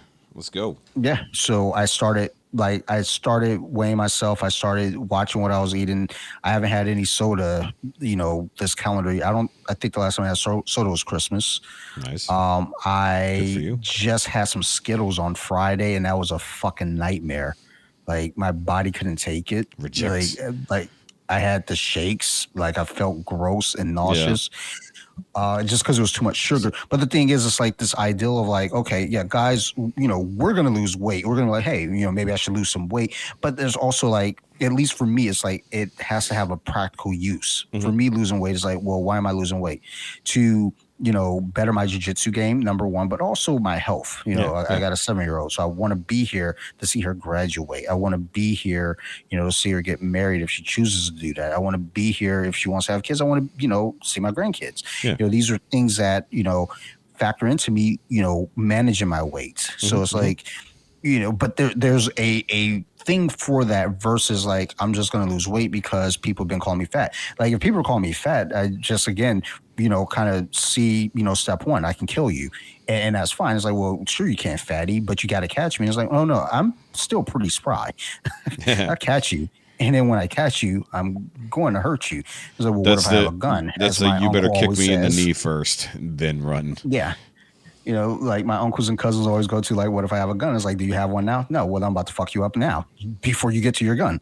So it's just like, but ultimately it's like, look, you call me fat, I don't care. That's not hurting my feelings. Yeah. But if you say, if my doctor says, hey, you aren't going to be here long enough to see your kid, go through things, then that's, more what pulls at me. And, again, for the women who are getting work done, I know there are Hollywood starlets that are like, look, I have to keep my look so I can get these roles. And then there's some that embrace the age. I mean, Jennifer Lawrence, what was the movie she was just in? No Hard Feelings. Yeah. Looking at her, you can see she's aged. Well, She's in her 30s. That almost made it look like she looks shittier than she actually does. Like they grunged her up almost. I was like, I didn't believe that she looks that shitty. Like I'm like, So I saw her in something else, so not a movie, but I saw her somewhere else, and she didn't look bad by any means. Yeah. But again, you can see that she's aged, but it's not bad. It's like Yeah. you are maturing, and that's fine. Whereas you get some women that are like, I want to forever look 22, and it's like, I had a friend say this on Facebook years ago. He was talking about like losing weight, and he was like, I'm almost back down to my high school weight. And I had another friend comment like, yo, you're a grown man. Like, why you want to be your high school weight? Yeah. Like, it's like you're not a fucking 16-year-old anymore. Like, yeah, I was 150 all throughout high school. And after high school, I bulked up, Yeah.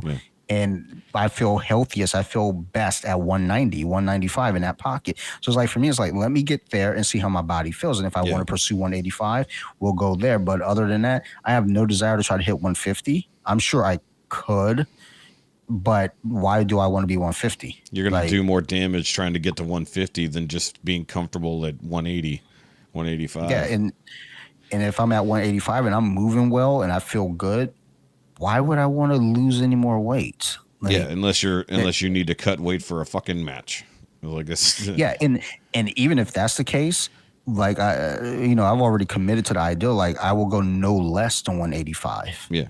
Like I competed at 184 and I felt fine. I felt good. But I think there comes a game of like, if I'm at 195, I'm in the heavyweight division with the 195, the 210 people, and maybe that's not my best spot. If I get to that 185, now I'm in that realm where I'm with middleweights, and I have an advantage. I think they have the speed advantage, but I feel like I have the strength advantage. So, yeah, but whatever it is, we have a purpose, we have a reason. Like guys, when we start losing weight, like at least general regular guys, celebrity guys, again, they're like, well, I want to look like this on camera. Again, you got Al Roker, who he's always in front of the camera, so it's like that's the thing. Anthony Anderson, fucking Drew Carey, these are guys that are on TV every single week doing something. So there's probably part of that thing in their head too. Well, I'm on camera, I see myself all the time, and I look like shit there. Yeah. So to them, they probably look great, but the rest of us on the outside are like, man, I don't know, man.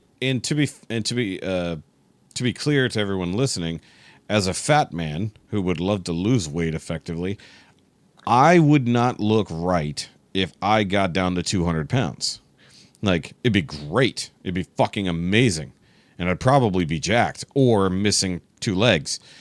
Diabetes is a bitch. But the thing is like, where I'm at now, I'm unhappy at this weight. I'm unhappy with how I look. I'm unhappy with how I feel. My thing is like, well, trying to get my health in order so I can lose weight in a healthy manner.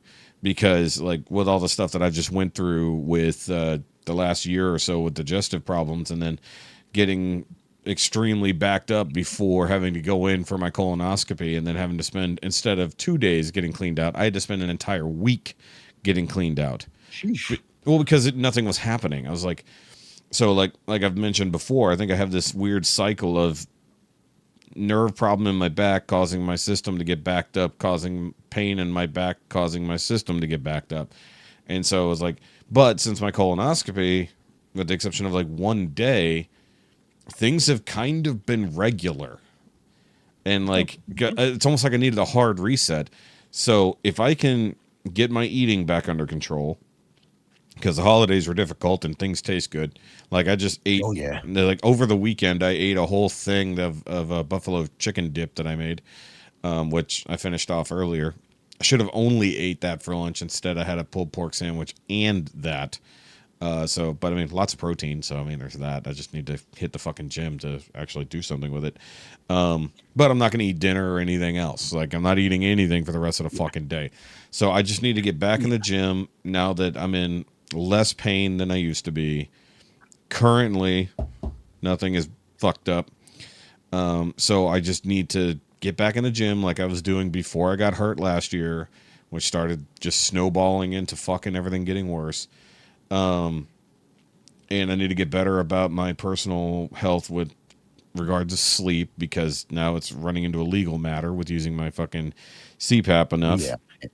Because now I have to go get my, like literally tomorrow, I have to go attempt to get my DOT physical, and hopefully my numbers of days using my CPAP is enough to pass, or they don't even give a shit to look. Because that's entirely possible too, that they just don't even bother to look. Because they didn't bother to check my actual sleep study results last year. They just said, "Oh, cool, you went and got one." Yeah, I was like, I stressed over all this shit for a fucking solid month, and like, you assholes literally just fucking didn't even look. They're just like, "Oh, okay, cool," and then literally stamped the shit. I'm like, you got to be shitting me. And I sat here for 2 fucking hours for you to just go and walk the fuck out. I'm like, oh. Either way.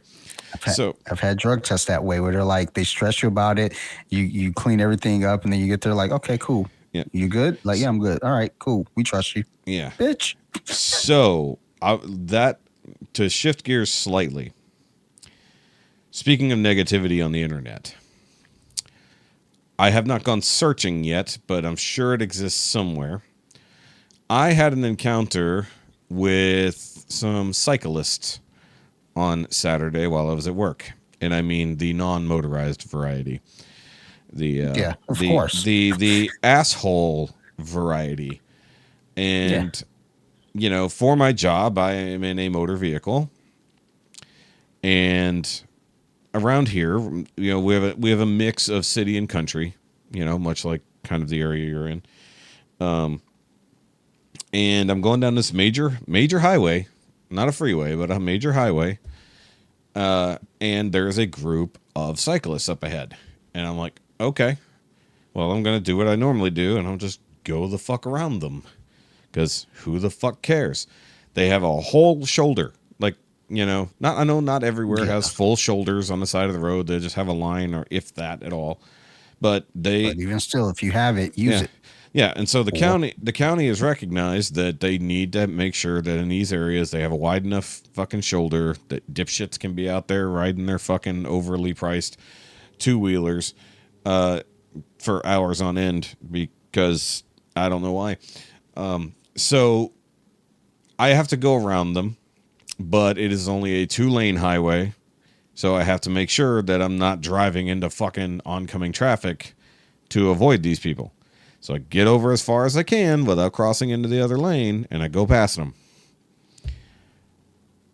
I don't think anything of it, because what the fuck else to think, right? No harm, no foul. Didn't hit nobody, didn't do nothing. There was room between me and them, and I didn't hit any other cars. Get to the fucking light a couple miles down the road. Sitting there, worried about where I'm going next. Do I have time to get my shit where I need to go?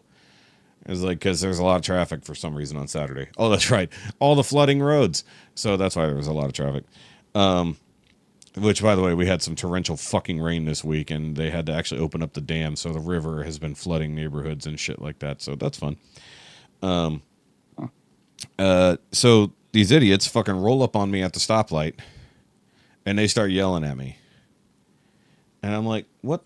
What? And it's like, do you not know that you have to move over and go around if you're going to do that? I'm like, what are you talking about? And it's like, you guys were like on the fucking line. It's like, that's what I told them. I was like, they had like a 3 foot to 4 foot wide fucking shoulder. And they were riding 3 to 4 wide, riding on the fucking white line. Not in traffic, but like right literal on the fucking white line. And they're sitting there yelling. It's like, don't you know the law? I was like, don't you guys know the law? It's like, I was like, bitch, don't you? It's like, bitch, don't you fucking know it? And then so the lead guy, I guess, pulls in front of me. I was like, so I have to leave a gap in front of me to make sure I don't run into another car if I get hit from behind. So now this dipshit on his bike is in front of me. I was like, well, I hope I don't get rear-ended. So he starts taking pictures, starts taking video. This other dude comes up, starts yelling at me. And then he starts taking video of me. And I'm like, what the fuck ever. So in theory, there will be video of me somewhere on the internet at work, about cyclists fucking yelling about things. So there is worry, but I called my supervisor and told him, I was like, look, these guys just fucking harassed me, took video of me, took pictures of me at a fucking light. And I told him exactly what happened. He's like, they're not supposed to be crowding the road. They're supposed to be as far to the side as they can possibly be. I was like, I know that. And they weren't. And so I called my cop buddy. I was like, hey, dude. Like, I didn't tell him the situation. I was asking him just a flat question. I was like, hey, what are the laws regarding cycling on main highways? And he's like, oh, yeah, they're supposed to be as far to the right as physically possible and riding in a single file line. And I was like, oh. And so I told him what happened. And he's like, yeah, they're 100% in the wrong. I was like, if I was there, I probably would have wrote him a ticket. And I was like, oh, that's all I kind of fucking needed to know. So I was like, and this is an ongoing problem here in Texas. I don't know about where you're at. I don't know if there's a lot of bike races on public roads and shit, but it's an issue here. It's a fucking issue everywhere. And I think at some point we may have even talked about it here, but like, goddamn, man, like, just do the right fucking thing. It's like, and I was so fucking infuriated about this, like, all day Saturday. And I told Jessica about it, and she's worried about my job because, I pay half the fucking bills around here. Can't just afford to not be making money again. But it's just like, okay, so if they post a video on me, it's a Karen video. It's them yelling at me about something that they did. So I looked at it, I was like, I hope they have pictures or footage of themselves breaking the fucking law. I was like, because that will be my fucking protection. And I'll be like, hey, look, you're doing the wrong fucking thing, assholes. Because I went down the road, I was like, I had to turn to avoid them because we were going the same direction. So I ended up getting down the road, and there's more of them riding because it was a nice day, after all the fucking rain.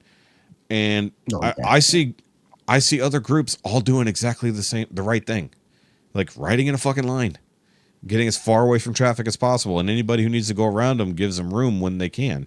I was like, I just wasn't in a place that I could give them a whole ass lane of traffic to fucking go around them, And I get it. If you're like on a fucking neighborhood street and there's no shoulder or whatever, yeah, you're going to fucking swerve to go around them if you can, like you would for a pet or anybody in the fucking road.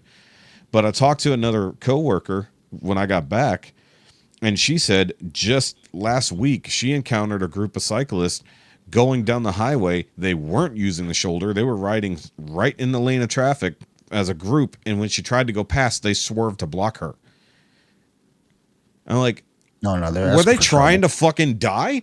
And like the whole thing, they would just be like, it's like they cannot impede traffic, period. They're not a motor vehicle, And like, honestly, on my fucking whatever about this soapbox, they should have never allowed this shit. Like, they did it because of the hobbyists. They did it to get money in town for the Ironman races and shit like that. But I'm like, you are literally allowing these people to fucking... If you put in a bike lane, no one can bitch. Because then it's your lane, our lane. No fucking problem, right? But they don't have them. They're in the middle of the fucking country. Literally. Middle of the fucking country, 60 mile an hour, 2-lane roads. It's like, they shouldn't be riding anywhere near the fucking road. If it was like some like dad and his kid riding their just fucking everyday bikes, I guarantee you they'd be as far away from the fucking traffic as possible. But when it's these idiots in a group riding for their hobby or practicing for their next race, they don't fucking follow any rules. They just worry about what the fuck they want to do and then come after you and make you look like the asshole. It doesn't matter if you're in a really big fucking vehicle or a Geo Metro. It's fucking ridiculous. Or a motorcycle. That'd be hilarious, watching cyclists go after a motorcycle for some reason. I don't know why they would, but I just have a feeling. I could see that going very, very bad for them. Yeah. But like even guys on motorbikes, they know their laws. They don't always follow them. But like when you see, like we have a lot of bike rallies down here. So we'll see huge groups of fucking motorcycle clubs rolling through town. And most of them are doing the right thing. They're riding diagonally spaced out, so they're not riding side by side. And when they come to a light, they do that. Nobody's riding down the center of the lane, and they're trying, if they can, they get away from the other bit of traffic if they can, But if it comes to a fucking non-powered bicycle, they just become assholes. They become Karens on 2 wheels, as I referred to them. And it's insane, man. But it's like, to think that these fucks can go out there, say whatever the fuck they want to say about me, but if I defend myself, I probably get fired. It's a bit fucked up. I'm not saying it will. I'm just saying it could if I were to engage in social media about this situation to defend myself. Well, that's the unfortunate thing about shit like this and groups like that, especially, is like there's this entitlement of, it's like, oh, well, like people have taken the whole pedestrian have the right of way, or, people non-motorized vehicles have the right of way type ideal. And it's like, well, you also have to use common sense too. If I'm riding a bike, if I'm a cyclist and I'm out there, at least myself personally, I'm trying to do everything possible to keep myself from getting killed. Yeah. And I can't rely on the motorists on the road to respect that, or, whatever. It's like, even if there's a bike lane, I've seen people driving their cars in the bike lane. I'm like, dog, like, and granted, you don't see anyone there, but it's like, and maybe if there is someone there, they're not going to do it. But again, you just don't know. There are people who are dumb too on that side. But the people who are especially like, well, no, I have the right. I can do this. And it's like, or you could shut the fuck up, move. Yeah. And it's one thing when, and the main thing that pissed me off about it, because I'm thinking about this just in the literal physical sense of it. If they were completely contained. What was that? What was that sound? Was that you heard that too? Yeah, was that on your end? I heard it. I don't know what it was. I heard it through the headphones, so it didn't happen here. Ghost. It's a ghost again. I hope. It's the ghost of all the cyclists that died in your basement. I've done an Off the Mats episode with a couple cyclists, and I've gone at them to like, hey, why are y'all assholes? Yeah, why are y'all assholes? And I get it. They've been run over and killed. But however, how many times do you see them pile up on each other and then someone falls and it's a giant catastrophe? But if they were in a straight line, spaced out, you'd have time to see it and dodge. But so the way I look at it, if the time that I was going by these guys, there was room between me and them. Not a lot, but there was enough that I could not hit them without something terrible happening.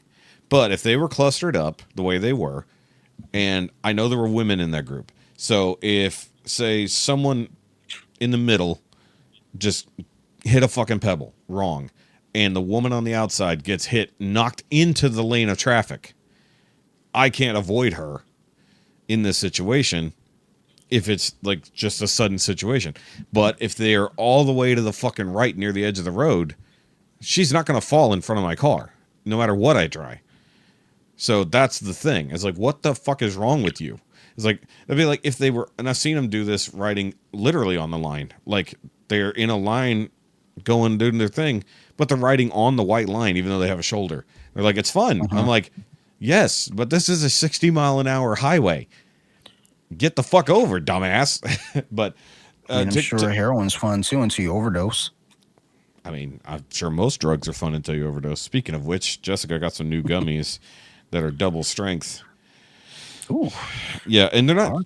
I mean, for normal party people, there'd probably be nothing. But for her, she just ate a whole one without considering what double meant. And she came in here high as fuck. And I'm just like, as soon as she opened the door, I'm like, she is high as fuck because her eyes aren't even open. I'm just like, what the fuck? That was Sarah's look to me last Friday. She was like, oh, you're high. And I was like, or last Monday. So like, I'm fine. Oh, so you're trying to look like Little Kim. Yeah, going full Asian. Well, I took one, was it Thursday night? And I was actually, because it says don't mix with alcohol. I was like, okay, I'm just going to take one without alcohol. And I felt pretty good. Yeah. So note to self, don't drink, 2 mugs of wine and 3 beers. Jesus. Yeah. Don't relax. Don't you judge me. I can judge a little. It's like, because, well, they're only worried because you might not wake up. That's the main concern. They probably think you can't find your keys at that point. So they're more worried that you'll fall asleep and not come back. This is the real concern. Well, that is a fact. I don't ever know where my keys are, so I'm not going nowhere. Exactly. So, like, for her, she'll take one of these gummies, like, I guess, 30 minutes, 40 minutes for bed, but then she'll take an Ambien. I'm like, you're dumb. Don't fucking mix this shit. It's like when she was sick. No. When she was sick and she wanted to take NyQuil, I'm like, you can take the NyQuil, but you're not taking NyQuil and Ambien.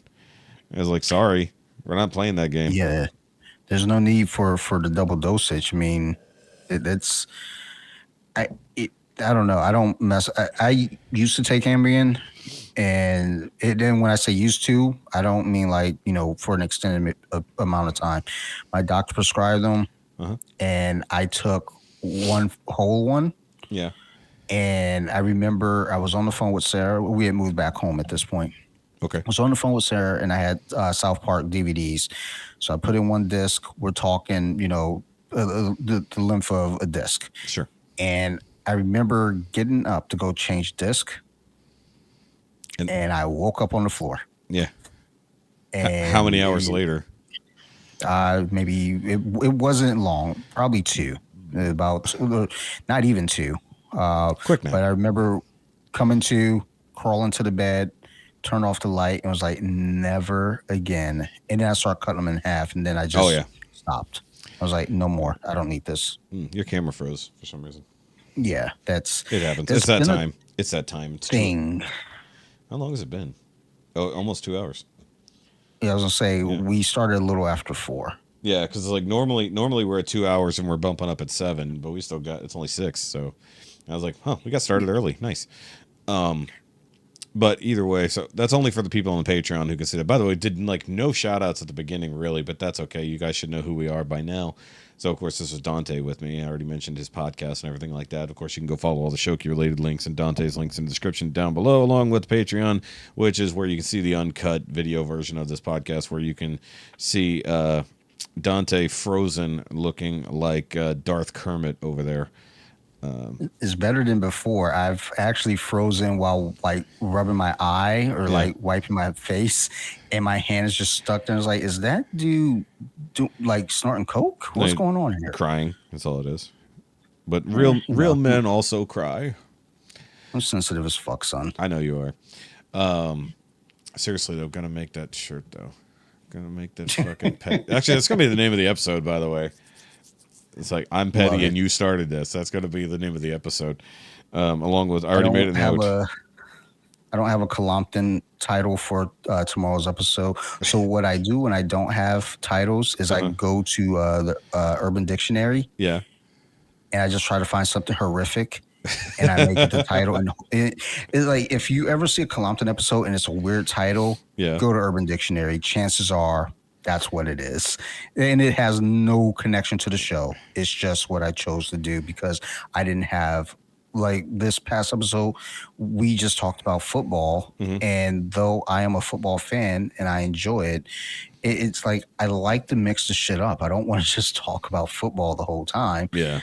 So, but I think we're about to make some changes with the show. At least I have some ideas, and I know Steve has some ideas, but I don't like those. So I'm going to enforce mine. I think Steve just needs to take it. I keep saying every time you're on here, I'm like, Steve, just fucking take over Colompton and let it be your own show. Well, I told him to start his own thing, again, so we can cross promote our things across the board. Hey, you're back.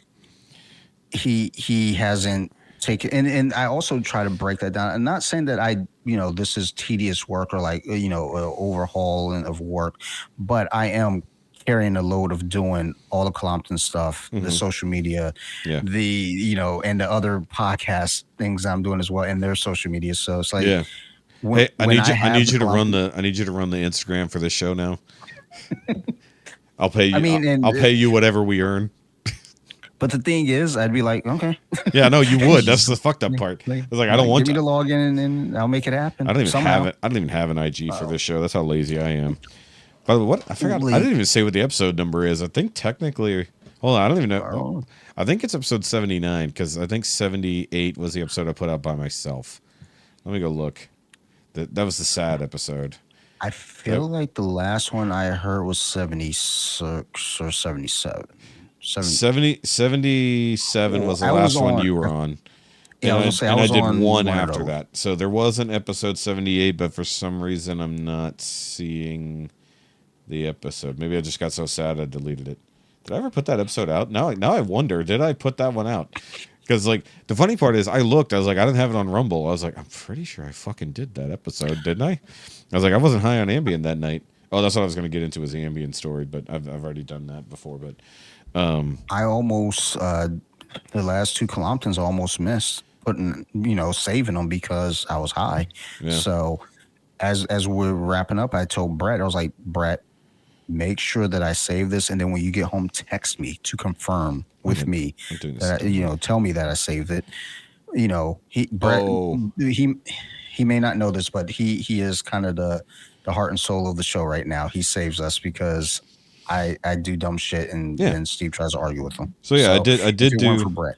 Okay, so that's what I did. I did episode 78 was top 10 year-end roundup stuff. So that was good. That was actually a good way to, I think, is how I ended that episode. So that was just me talking about my top 10s of the year. So that actually was incidentally was a pretty good 2023 wrap up, even though it wasn't supposed to be. So I didn't want to take a fucking month and a half off, but it is what it is. Actually, I guess at this point it would be a month. No, because we never even did one around Christmas. I think I did that before Christmas. So that's fine. It's been the end of December was weird, and January has just been fucking nothing but chaos. But the funny part is, on my computer, I don't even have that episode anymore. I have the uncut video file, but I don't have anything else. So that's funny that I didn't even bother saving it. Or maybe I've had to been. Oh, no, there it is. Okay, it's up here. I'm looking in the wrong section. There it is. Okay, I just don't pay attention to my own shit. But anyway, what I was gonna get at was, fuck. I had the thought and then I got distracted by my own penis. So, shit. I'll just hard segue. Update of news that we've talked about repeatedly since it happened on this particular show. Alec Baldwin has been indicted for shooting that woman. Currently. Okay. It's a loaded. They've gone back and forth a million fucking times since this happened, but the grand jury finally indicted him on it. Now that just means that they said, "Hey, we're going to proper court about this. We're really going to go through the fucking case on this." Okay. Yeah. So, let me make sure I'm understanding this correctly. Yes. They're going to court because he, as an actor, had a prop gun. That stopping you right there. Well, not prop gun, but yes. a gun that he's not responsible. Basically, he wasn't. So he didn't load it, did he? That's the thing. So we've covered this extensively, and I've been following it ever since, because the production company already did a settlement with the family that ended it on the production company side. They took a settlement. Her husband was going to take over her job on the movie, and the movie was going to continue being made because he wanted her last movie to be completed, right? I mean, nice sentiment, except now you're literally working with the man who shot your wife. Little weird. Okay, so the thing is, the reason why that I believe that they finally indicted him on this is because he claimed over and over and over again that he never pulled the trigger, that it just went off. And then there was one expert that said at some point, yes, the gun was faulty and all this other stuff, except it wasn't faulty. They fucked with it in the investigation while they were looking at it, and then they ruled that it was faulty. Except somebody else came back after that. They're like, that doesn't make... It's a fucking single-action revolver. They only fire one way. There's no other way they fucking fire. You have to pull the hammer back and pull the trigger. Period. There's no other way that it accidentally goes off. If you've got the fucking hammer pulled, if you bump it really fucking hard, maybe. Or you throw it at the ground, maybe. But when you're holding the gun and pretending to shoot at someone, odds are you pulled the fucking trigger. Now, the thing is, it's not murder. It's involuntary manslaughter, which, because they can't prove intent. Murder, you have to prove intent, right?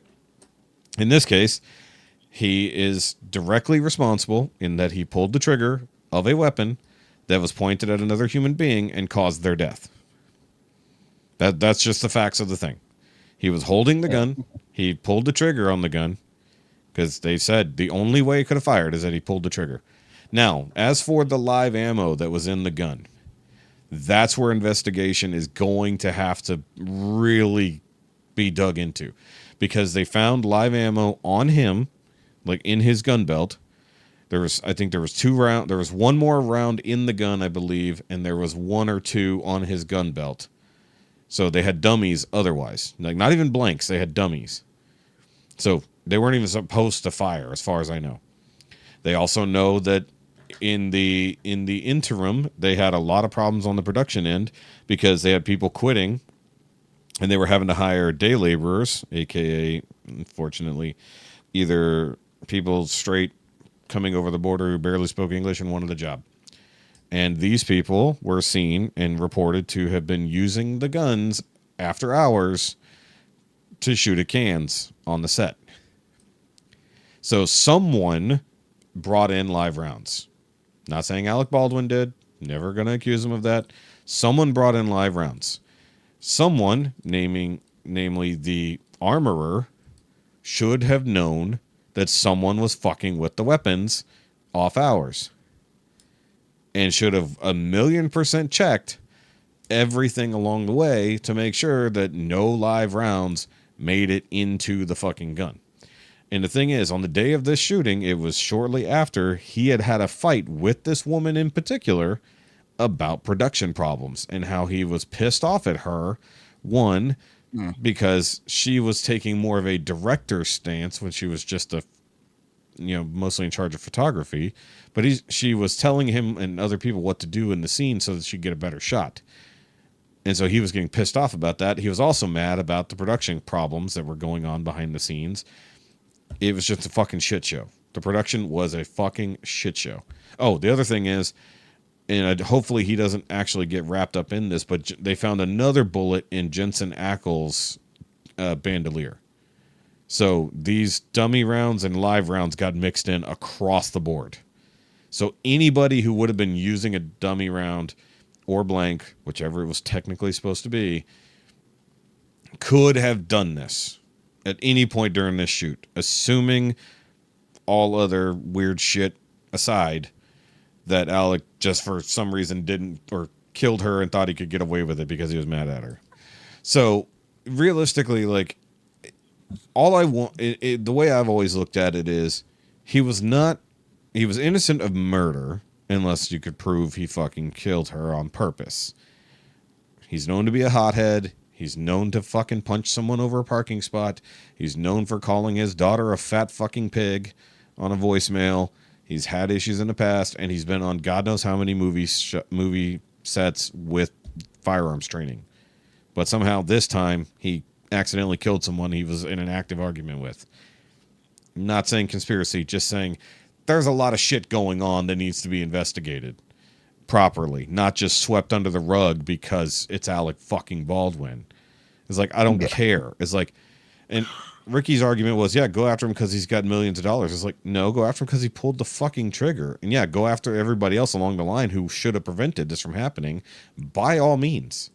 But that's their case. That's where my mind is. It's like, well, because the initial thing that, or I don't even want to say initial thing, the thing that I've seen, at least a little bit I've seen, and of course it's more internet outrage, when you see the story. Yeah. So I go to the comments because, every so often somebody in the comments might have some sense to it. But again, this is early on in all of it. So, we still don't know anything. But all the comments were like, yeah, take him, it was basically like, take him down because, he's a celebrity and, fuck them. And it's like, I don't know if that's really where our headspace should be.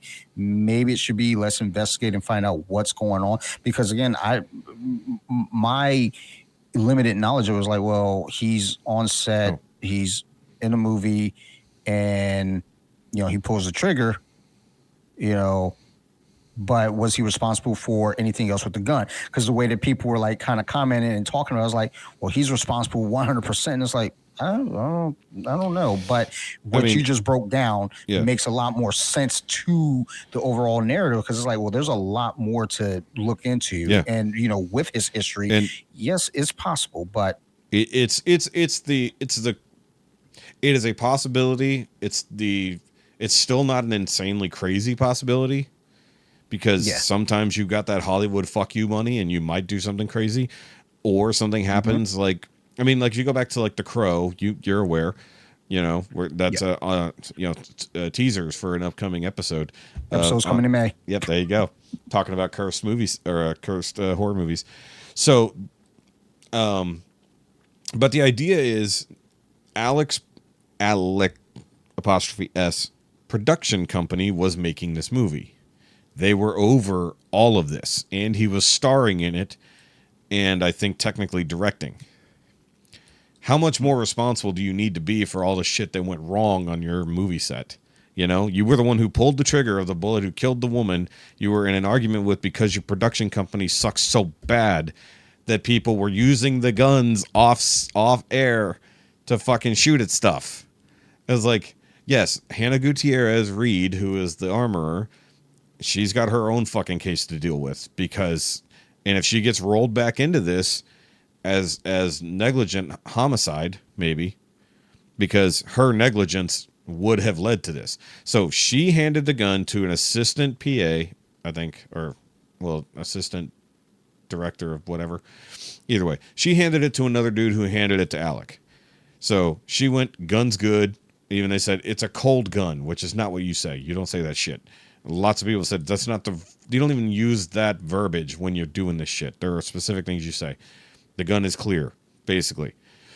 So, handed it to another dude. That dude checked it, handed it to Alec. Alec did not check it, and then went into the scene, which they did multiple times, and this just happened to be the take. So she was trying to get him to do a specific take. He got pissed off, and there's footage of this. We actually know what happened in the moment. There is footage. The camera was rolling, but that footage has not been made public for obvious reason. It's evidence. It's like at this point, because the camera was broken. And by the way, he shot 2 people. He just killed her. The bullet went through her and hit the guy behind her in the shoulder. So he wounded one person and killed another, and damaged the camera in the process. So I'm sure if it had just hit the camera, deflected, and not killed anyone, then we know that this would be a completely different story. But I'm sure there'd be a huge amount of outrage and investigation as to how this happened. But that's not what we got. We got an investigation, and then we got shit swept under the rug and excused when someone died. And that's the only thing I'm worried about. Like, unsweep it from under the rug and really look into how and why this shit happened. They're never going to find who brought them ammo on set. They'll never figure that out. Because they had so many strangers coming in for literally day laborers to come in and help with production that they probably didn't even keep records, because Hollywood's bad about that shit. Will it change laws regarding productions with guns? Sure, it definitely will. The Crow did. There's a sense of liability, there for sure, because again, it's this production company, it's the director. Yep. There's a lot of points where it's like, look, even if it's, and it gets weird, because it's like, okay, let's say, you own a company, and then you just own the company, but there's a lot of other shit going on where your hands don't touch any of the other shit. Your hands off 100%, yeah. But you still own a company. You're still responsible to some degree on you hired this person to hire that person to hire that person. There's a chain that comes back. Yes. At some point we got to figure out, okay, there's a dead human now. Yeah. How avoidable could this have been had you, as the head of these things, covers your basis. Yeah. So, and that's why that's one reason why people excused it, because they settled with the production company, and it said, well, okay, that means Alec is just saying, okay, cool. They didn't even want money. I think there was a small monetary settlement just because, it wasn't like millions or anything like that. But the funny thing is, I thought there was a separate thing. Maybe this was just in my own head that her parents were doing, and her husband is the one who said, no, we're going to just settle out and let it go. But it's actually I think it's New Mexico, right? Yeah, New Mexico. It was the AG in New Mexico that said, we're not letting this go. Someone died, and we're not just going to let this shit go. So it was actually the state bringing this shit, not like the family who fucking was injured in this, you know? And they had already gone back to start production on the movie again after everything had fucking cleaned up with the strike and all that shit. So it's like, okay. It's like, but I'm sure it was also in the middle of COVID. So there was all kinds of craziness going on like that, high stress environment, all that shit. So, I mean, at bare minimum, I mean, he probably will never see jail time. Let's be honest here. But if his actions resulted in his direct actions that he lied about to the fucking world, I mean, it's honestly, it's open and shut. If he goes, I never pulled the trigger, it fired on its own. And we have him on video in that exact moment from multiple angles, pulling the fucking trigger, literal case closed. Now, just on that. And we argued with Ricky over and over and over again. He's like, how is he responsible? He just pulled the trigger. I'm like, it's like, well, you pulled the trigger of a gun that killed someone. You're responsible no matter what. It's like, if you just Mexican New Year, fire a gun in the air, and that bullet will kill people somewhere. It happened. That's why it's illegal in Texas and probably elsewhere, because people were fucking dying just slightly outside the ghetto because the bullets were going up into the air and dropping down and killing them. It's like, but they had no source. It wasn't until later with a fuckload of investigation that they figured out what happened. And, you know, I think even Mythbusters did episodes on this, literally firing a gun straight up. Where's the bullet going to land? And they could see how deep it penetrated into the dirt, you know, at 100 feet, 40 feet, whatever. It's like, so that's if you just blatantly fire with no target into the fucking air.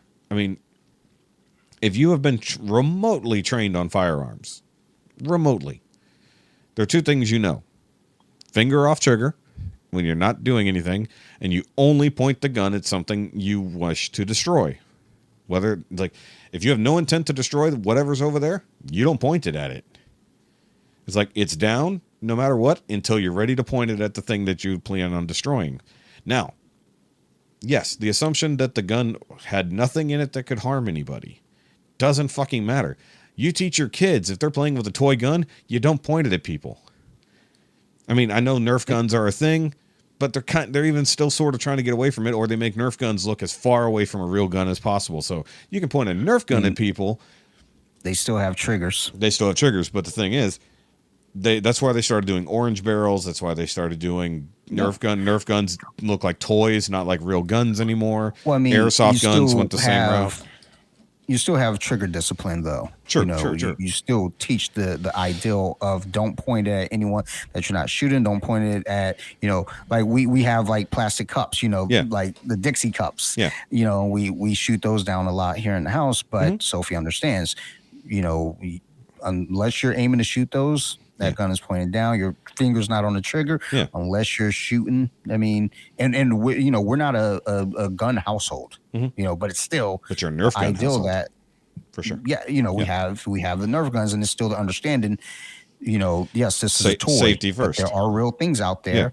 So, you know, if you are in a position when you're older, there's a gun range around the corner from us. Yeah. You know, if we're there, the rules still apply. Yeah. So and so just because we're revisiting this whole topic again, but the idea was he was basically pointing the gun at the camera that they're standing behind and pulling the trigger. And as far as we know, there was no type of shield or anything. Like in a lot of other productions, if there's anything that's going to be in front of the gun, there should be some protection if that thing is capable of firing, period. If it is a plastic gun that has no moving parts, or it's a cap gun that can't even take a bullet, period, fine. Because you know it can't hurt someone. This was an actual real working gun. That's the thing where they lost the whole plot early on, was calling it a prop gun. It is not a prop gun. It was a real gun that was supposed to have prop bullets. It's like, they should have been prop bullets, but it's a real gun. Also, because they wanted authenticity. Because a lot of these things, they'll use blanks so they have a fucking muzzle flash. But of course we know with Brandon Lee how well fucking blanks work, you know? That's what changed the industry back then. And now this is going to change the industry again. And maybe it should be changed because he fired a gun that could be fired, whether he knew that that was a real bullet or not a real bullet. He pointed the gun at people and pulled the trigger. So there's liability there no matter what at that point. If they were over here and somehow got shot with a ricochet, total accident. Because you're like at that point it bounces off the camera, ricochets over there, hits somebody. That's a total fucking accident. But the woman he's angry at and who's been pissing him off for however long it was taking to shoot this scene is right there, and he happens to pull the trigger and it has a real bullet in it and she dies. That looks really fucking shady after everything else that has gone wrong, unfortunately. And I'm not accusing, I'm saying this is what is there. In reality. You also factor in, he says, I didn't pull the trigger, and he said he didn't meet her. He said he didn't even know her, even though they had just gone to dinner 2 nights before that to discuss production issues. I mean, and that's where it really, really gets fucked up, because it's like you're lying about stuff. What else are you lying about? Yeah.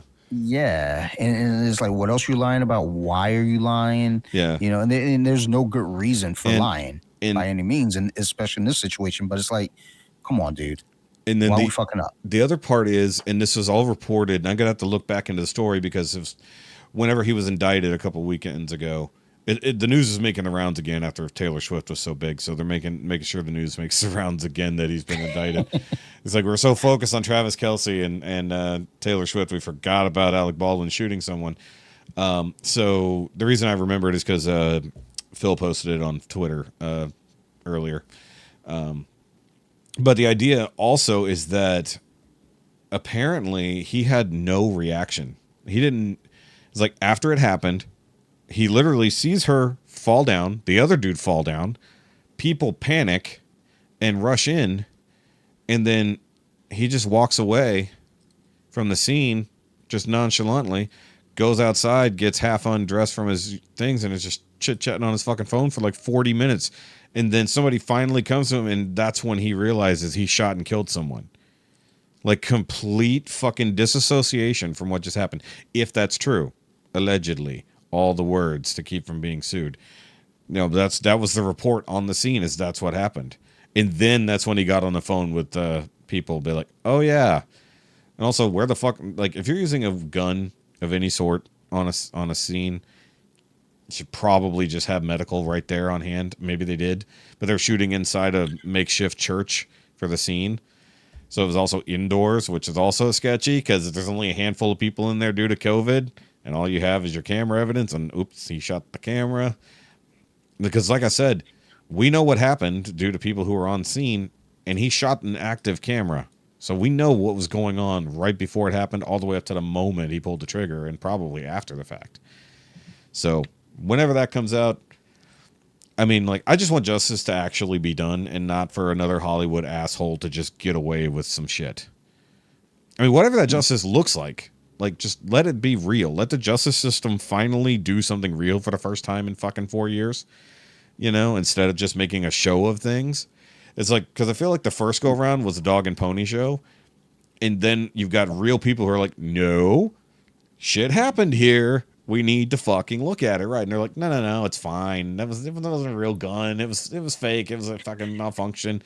It's like, no, it was real. This shit, like, and then social media doing the handiwork, like everything you said initially, as like, yeah, that's everything that has been repeated for 2 years since it happened. That was like 2.5 years ago that happened. That's the insane part. Yeah. It's like almost, I should say.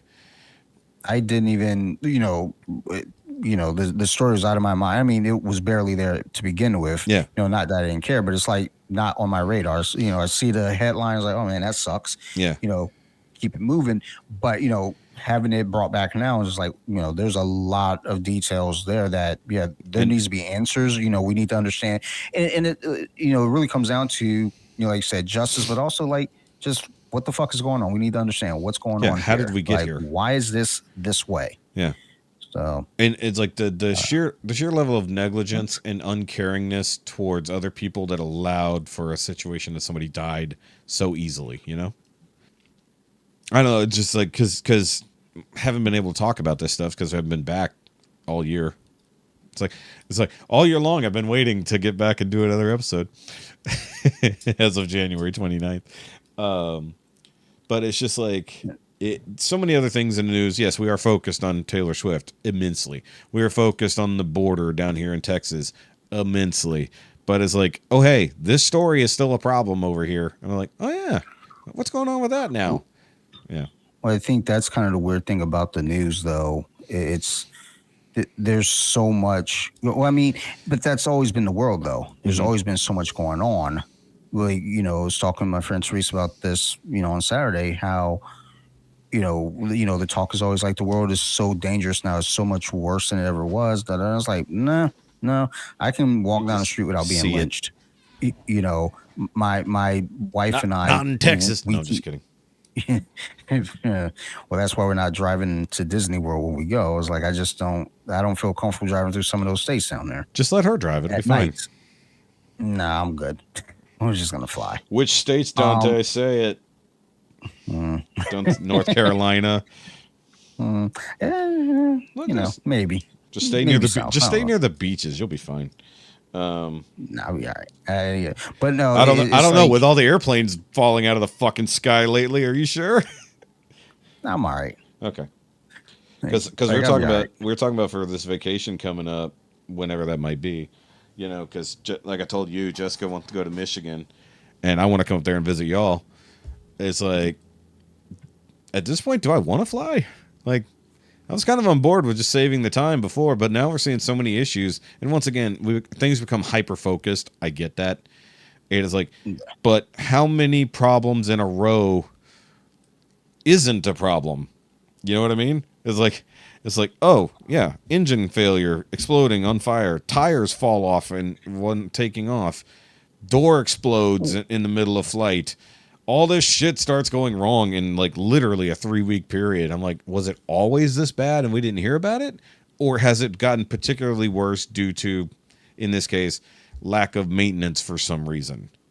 It's like, please give us a good explanation and quickly so that I can determine if I should fly or drive, But I feel like that's a thing too when we look at, hyperfixation on certain things. It's like, are we hyper fixated on, certain things, or is just like you said, it could just have been a problem all along. We're just like kind of focusing here. And also, like, I'm looking at my Compton board here, and actually we never got to this on the episode. I don't think. I was drunk. But like pessimistic, like, reporting. Yeah. Just negative reporting. This was specifically in sports, but I mean, just in all media, though. It's like, again, bad news is the news that sells. Negativity generates clicks, versus like, hey, like, let's point out the places that are, doing all right. It's like, well, that's most of them. Yeah. So most places are doing all right, but we hyperfixate on the places that aren't doing all right. And we make it seem, I say they make it seem that it's everywhere all at once. Like a fun movie that I still haven't seen. What happens is that everyone starts to get into this panic. Again, I feel like the media, politicians, whoever, thrive off of the negativity and us being scared and fighting with each other. And it's like, dude, and that's when I am looking at media, like on like Instagram or anything, it's really more so me looking at, things that are relevant to the moment for me, whether it be sports, whether it be jiu-jitsu, whether it be, comic book movies or comic books. And I'm still looking for, how is this helpful? Whatever this information I'm taking in versus like, hey, let's shit on, the latest, some movie coming out, whether it be a comic book movie or not. Let's shit on this movie. It's like, well, why are we shitting on it? Maybe you don't like it as a reporter. Yeah. But maybe I'm going to, and that's still my argument with the Marvels is like people who didn't see the movie were shitting on it. It's like, I waiting to see it. I enjoyed it. I'm waiting. It's dropping February 7th. I'm waiting because I want to watch it but I want to watch it at home. I mean, it came out at a time where I'm like, okay, I'm not really going to get to the theaters. And it literally, when I went to go see Godzilla, which was like the last time we talked was right after I saw Godzilla, it had literally just left. I was like, fuck. Yeah. I was like, damn it. I was like, I could have gone and saw it the next week, but that's when it left. I was like, shit. I was like, okay. Because I would have saw it in the theaters Yeah. with two other people and been okay with it. What Well, was it? and Sarah enjoyed Ms. Marvel, the series, so I Yeah. wanted her to see it. So I was like, yeah, Yeah. but I've I heard, also I've heard, told her too, like, I'm gonna go to the theater to see it just because I was at work and my guys, they're like, well, yeah, we want to see this. So I was like, all right, let's go see it. yeah, exactly. So, There is, yeah, the negativity just it sucks. Sorry, yes. that's No, all. no, you're right. I mean, we've been talking about a lot of that. I mean, and that was part of, that's somewhere in there. The Alec Baldwin situation played into it as well, because Yeah, yeah. some people who just wanted the truth out of the situation or for it to be looked into deeply were treated as though they were just being Alec Baldwin haters. I was like, and it was literally all the defenders, all the haters, once again, were coming down to hyperpolarization around it. And I think we should be honest with ourselves as a nation. 2024 is going to be a shit show of a year. If there was ever going to be a year that wasn't going to be a shit show, it would definitely not be 2024. I mean, it's January, and some of the most insane shit has happened already across the world that involves us, but then our own stuff. I mean, Texas is almost at the beginning of the Civil War with the fucking federal government right now over just doing the law. That's it. Just comes down very to just follow the fucking law. Much like keep into your fucking bike lane. Just follow the fucking law and we don't have to fight over anything. It's fucking weird, ain't it? But what was the other thing I had a fucking thought I wanted to ask you, unrelated, but comes back to what you just said. Did you see Night Swim? Not yet. Okay. So I do want to see it. Okay, so when you see it, I do want to. Well, I'll probably hear about it in one way or another on one of the many shows you're on. I'll probably hear about it because I heard a comedic review of it, but satire only goes so far. So my question is it as bad as his satire made it sound? Because it, like, the premise was neat, but they didn't go far enough. But that happens sometimes. So, from what I'm hearing, Mm-hmm. it's, I mean, the horror genre gets weird because Little. if you're in the like fandom of the horror genre, like, I mean, you're in it watching every horror movie that comes out, and you're just in all of the news, you look at these movies as, these are your movies. So you're not looking at, like, let's take a movie like Malignant. I personally did not like Malignant, but the horror community loved it. And I get it. I absolutely do. But, you can take, let's say, Scream, for instance. You can have an outsider come in and say, God, they're doing another Scream. It's so fucking stupid, da da da. You get into the community and we're like, dude, like, yes, we agree it's stupid. But, this is, again, our movie, just like a comic book movie or anything. Mm-hmm. But it's like, I think, and I don't know whoever did the review, if they're like a big horror fan, It's a movie fan in general. So he points out some of the absurdities of how movies come out if you distill the story down. How absurd things can be if you just distill it down to just what happens in a movie. Like, I oftentimes look at, like, folks that are like, they just love movies or they're movie reviewers. But again, that's super broad versus like people who review horror movies. It's like, okay, so for instance, I'll use The Exorcist Believer. Mm-hmm. That was a divisive movie, even in the horror community. And looking at it just for like the positives of the movie, it's fine. It works. You look at it as a movie reviewer, as a movie, it's not fine. It does not work. It's a lot. It's a lot of meh. At bare minimum, it's like, a lot of meh. Go watch our review. Yeah. Go watch our review of that movie if you haven't. I've actually been kind of promoting it to a few people recently. Like, we did a review on it. Go check it out. But, it's one of those things where it's like, you have to ask yourself as you hear a review of a movie and you want to see a movie, it's like, am I watching this for the entertainment of horror, or am I watching this just for the sake of it being a movie? Yeah. And again, it's just a weird line. It's like, I watched some fucking dumpster fires of like horror movies, Yeah. but it was still entertaining in the realm that it was. And but as a movie, I probably wouldn't just watch this as a like, oh, let's watch, It's a Wonderful Knife. Let's not. But it's a Christmas horror. Let's sit down and watch a Christmas horror. Well, why not Krampus? We'll get to Krampus. That's the grand finale. we're gonna gonna watch This A focus on Wonderful Knife. Krampus, but we're watching this bullshit right now to laugh. Yeah, we got to get to Krampus. You have to earn Krampus. That's kind of true. I'm going to be honest. But there's people who don't like Krampus. I've heard some deep critical bullshit about. It's like, but having basically seen the whole movie inside and out, I'm like, actually, kind of a fucking cool movie in its own right. It's really, really fun. Yeah, I mean, there was a bunch of Krampus movies all around at the same time too. Just Hollywood doing Hollywood. But what was I just thinking? Oh, so with Night Swim, I kind of want to see it because one, it's another haunted place genre movie, but it plays into a personal fear for me with water and swimming. So a part of me wants to watch it because I know that the jump scares will be for me. So like, part of me realizes like, it's almost like any of the like underwater movies or shit like that. Like water is like one of my fucking phobias. Like I suck at swimming. I can swim, but I ain't great at it because I sink. So, and then nearly drowning in a lake and then popping up out of the fucking water and everybody who was with me was gone, personal fucking horror story because they didn't see me fucking go over. And they kept going and it was a few minutes later they realized I was gone and came back to find me. But when I was underwater for however long that was not fun at all. And I probably would have died if I had let go of the fucking jet ski I was on. So, because I probably would have just gone straight to the fucking bottom of that lake. Just watch the fucking daylight disappear. We share that in common. I'm fucking creeping myself out. Yes, but when I say it, it sounds less racist.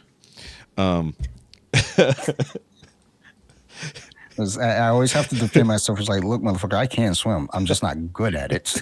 That stereotype's not completely true. It's like I can do it. I have trauma because I too had an incident in a pool as a kid. I got stuck under not like a donut inner tube, but like the I know what you mean. Joints. Yeah. And I got stuck in a corner, and it's a pool full of kids, and they don't know I'm under there. Yeah. See, like for me, and I'm in a panic. I got out, but obviously I'm here. But no, this is hell. No, see, I'm okay with a pool. It's water that I can't see the bottom. So ocean, the same way. Yeah, ocean, lakes, rivers in a case, but that's moving water, which is terrifying in a different way. But just the idea that I don't know that I can get myself out. It's like you put me in a house with a psycho. I'm gonna find something and I'm gonna beat the shit out of that person or get my way out through the fucking wall with an axe if I have to. You put me in a lake with a ghost that's trying to drown me, I'm fucking dead in 3 seconds because I'm not gonna stop that shit. I need my holy life preserver. I need the shirt that I said we're gonna make. I'm petty and you started this. You may have heard this ultimatum question. I've seen it online, and my friend's boyfriend asked me this last night. Okay. If you're in a mall, and you're being hunted actively by, basically you're in a mall, and which would you rather be actively hunted by? One single gorilla or 7 black mambas? And I saw this online. And I was like, I had an answer, and then talking last night, I still stand behind my answer. Like, I mean, it was for me, it's the snakes, because you can kill the fucking snakes or avoid them a lot easier than a gorilla. It's like I can't fight a gorilla, but I can probably catch a snake by the head and fucking, whatever. I've handled a lot of snakes. So I forgot you're in Texas. Okay, it's not a Texas thing. I had a friend who was a herpetologist. However, okay. It's a mall. I'm going to assume it's Texas. Well, look at it this way. It's a mall. There's a machete somewhere. So that's fair. It's fair. If I get any type of garden tool, I can defend myself versus snakes, because odds are snakes ain't working together, which means they're coming one at a time. They ain't fucking raptors. But a gorilla, outside of a fucking double or 12 gauge shotgun with slugs, that bitch is killing me no matter what I try to do, because it's a fucking gorilla. Unless it's a female gorilla, in which case it's probably, a slightly better fight. But, a snake, I mean, literally, once you've got the head, it can't do anything to you. It's like a gorilla. It don't matter. You could have it by the head, but it's got you by the body. True. Now, Well, now you feel say like black I'm not mamba, trying to. but here's a better alternative to the black mambas, because venom be what it is, it still has to bite you. If it's a fucking green anaconda, which is gonna fucking, the ultimate BJJ fucking masters, that bitch is gonna strangle you till you fucking die, unless people know how to get out of a fucking constrictor than they do how to avoid a fucking bite. It's like, there is a way to do it, but you gotta fucking think fast to manage it. Yeah. Yeah. So, and also, as long as you don't, going off on that, pythons bite and pull their fucking food in, so they'll suffocate you, but they also have rear-facing teeth to grab and pull food in. Other constrictors don't have that. That's a python thing for the most part, unless I'm misremembering my snake history. But so if it's a python, they're gonna fuck you up. They're gonna bite you, and it's gonna hurt, and then they'll hold on to you with their mouth, and then you're kind of fucked. But they're also not that big. An anaconda can swallow an entire fucking 15-foot alligator. So what do you do when a fucking apex predator is killed by something else? Always have a knife on you, because there's two ways out of it. Play dead so it swallows you fast, and then you knife your way out. Or once it wraps you up, you always have your knife here, so you can just, and then you get your way out. So you kill the living rope. However, gorilla, it's just going to snap you in half and smash your head on the rocks. I think, I chose the gorilla. Okay. And my reason being is, and not because, hey, I can fight, absolutely by no means am I trying to square up with any animal, period. Yeah. Like, I don't want to fight no animal. My thing is avoidance and knowing where it's at. And also for the gorilla, it's like, well, my question is, why is a gorilla actively hunting me?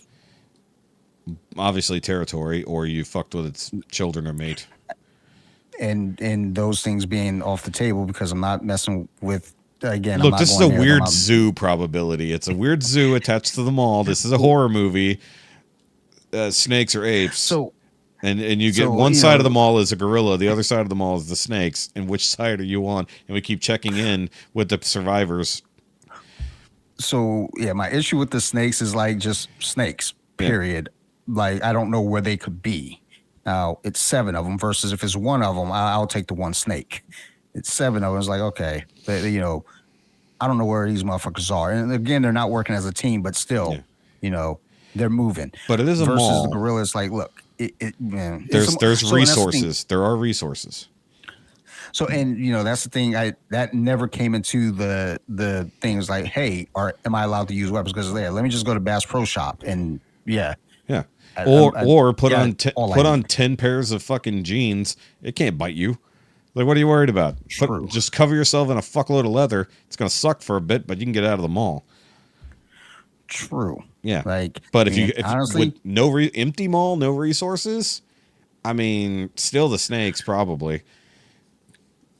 I mean, I think if you know how to handle the snakes, but also anti-venom is a thing. Anti-gorilla bashing is not a thing. Well, if you're in an empty mall, and chances are there's no.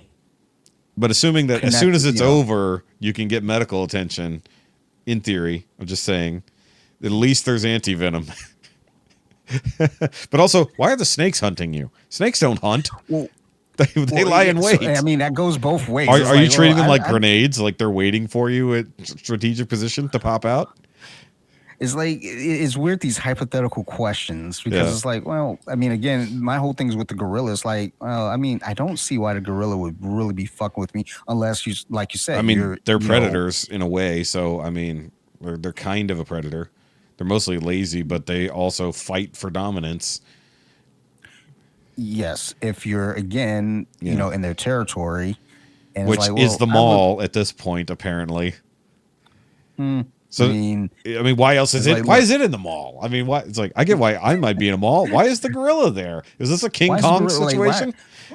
Like the snakes, even I could say, okay, maybe there's a PetSmart. Yeah, no, snakes make sense. They sell those in malls. Why is there a gorilla? It has to be a King Kong situation, or it's like, yeah. Why is this gorilla just like haphazardly, just hanging out in the mall, just walking around? Maybe I don't know, Christmas time, like.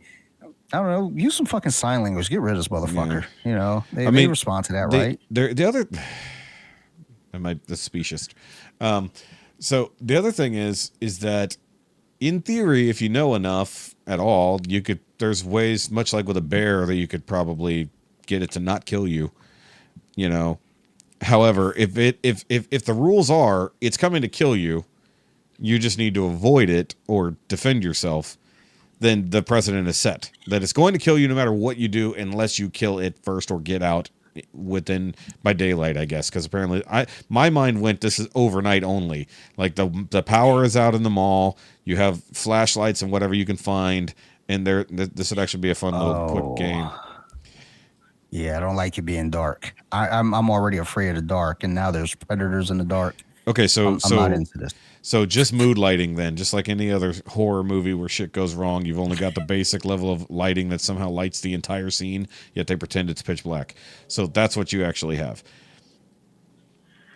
I'm still not comfortable now. Like, I didn't say you were comfortable, because there's a fucking gorilla coming to kill you. There's no such thing as comfortable. What do you get? You know what you do? If there's some lights. You know what you do? I can see where he's at. Do you know how you get around this? You go to the love sack store and you just fucking pile under a few love sacks until he gives up, because he won't find you.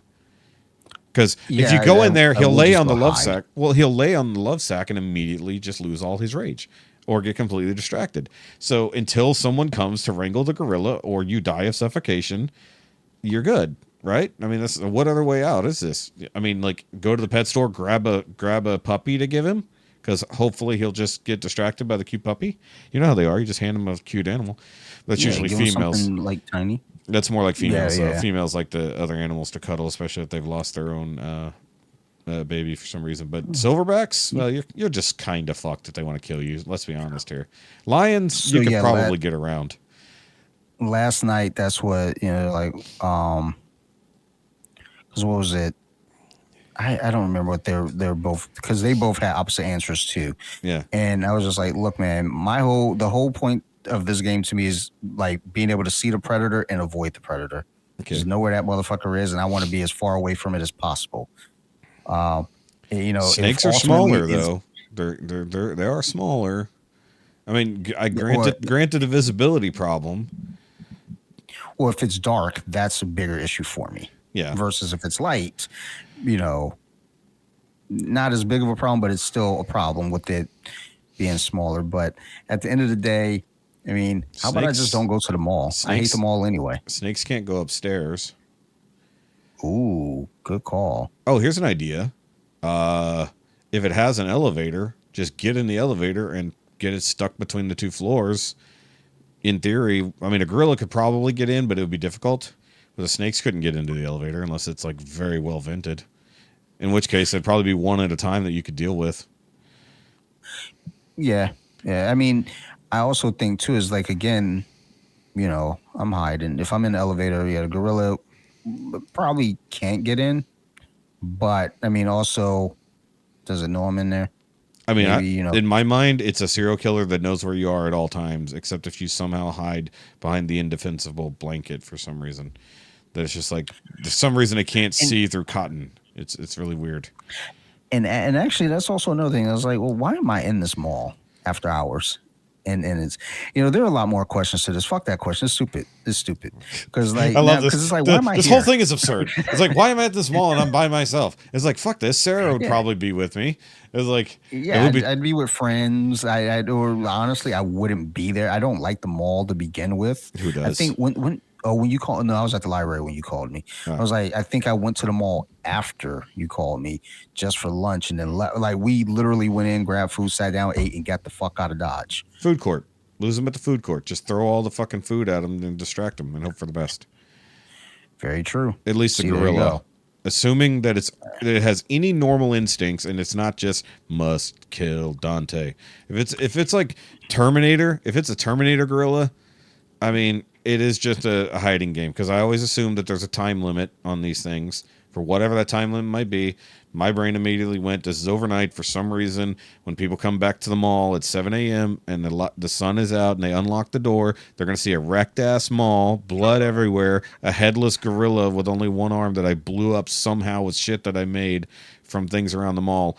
Or I'm walking out with 7 Black Mamba belts. Here's the thing, hide long enough for when they open the doors in the morning, that gorilla sees them. Yeah, but then that's only the second act. Because if your rescuer kills you, that's only the second act. You know the rules of fucking horror movies, Dante. Come on. There's still a whole act. We talk about sequels here. No, we're not going into sequel games here. Sequel is when you realize there was Sharknado? No. There are 6 of them. No, the sequel is that gorilla. The sequel is that you didn't know about the other gorilla that was sleeping the whole time, or the cluster of eggs that was laid secretly in literally Victoria's Secret, which is why it's the thing. And one of the snakes was named Victoria. Look, I write good movies. I write good movies. This is where the sequel comes from. Okay, we could make this. We could make this and sell it to fucking Amazon for $30,000, and it could be up there and be better than Sharks from the Corn or Sharks of the Corn. All right, buddy. But yeah, we got to wrap up. I know you got time, and I gotta get to the. Yep, I'm watching the clock. I'm good for you there, but I have men's group to get to here shortly, and the wifey will be home. Well, hopefully any minute now. We'll see. It's nice if I get to see her on my way out.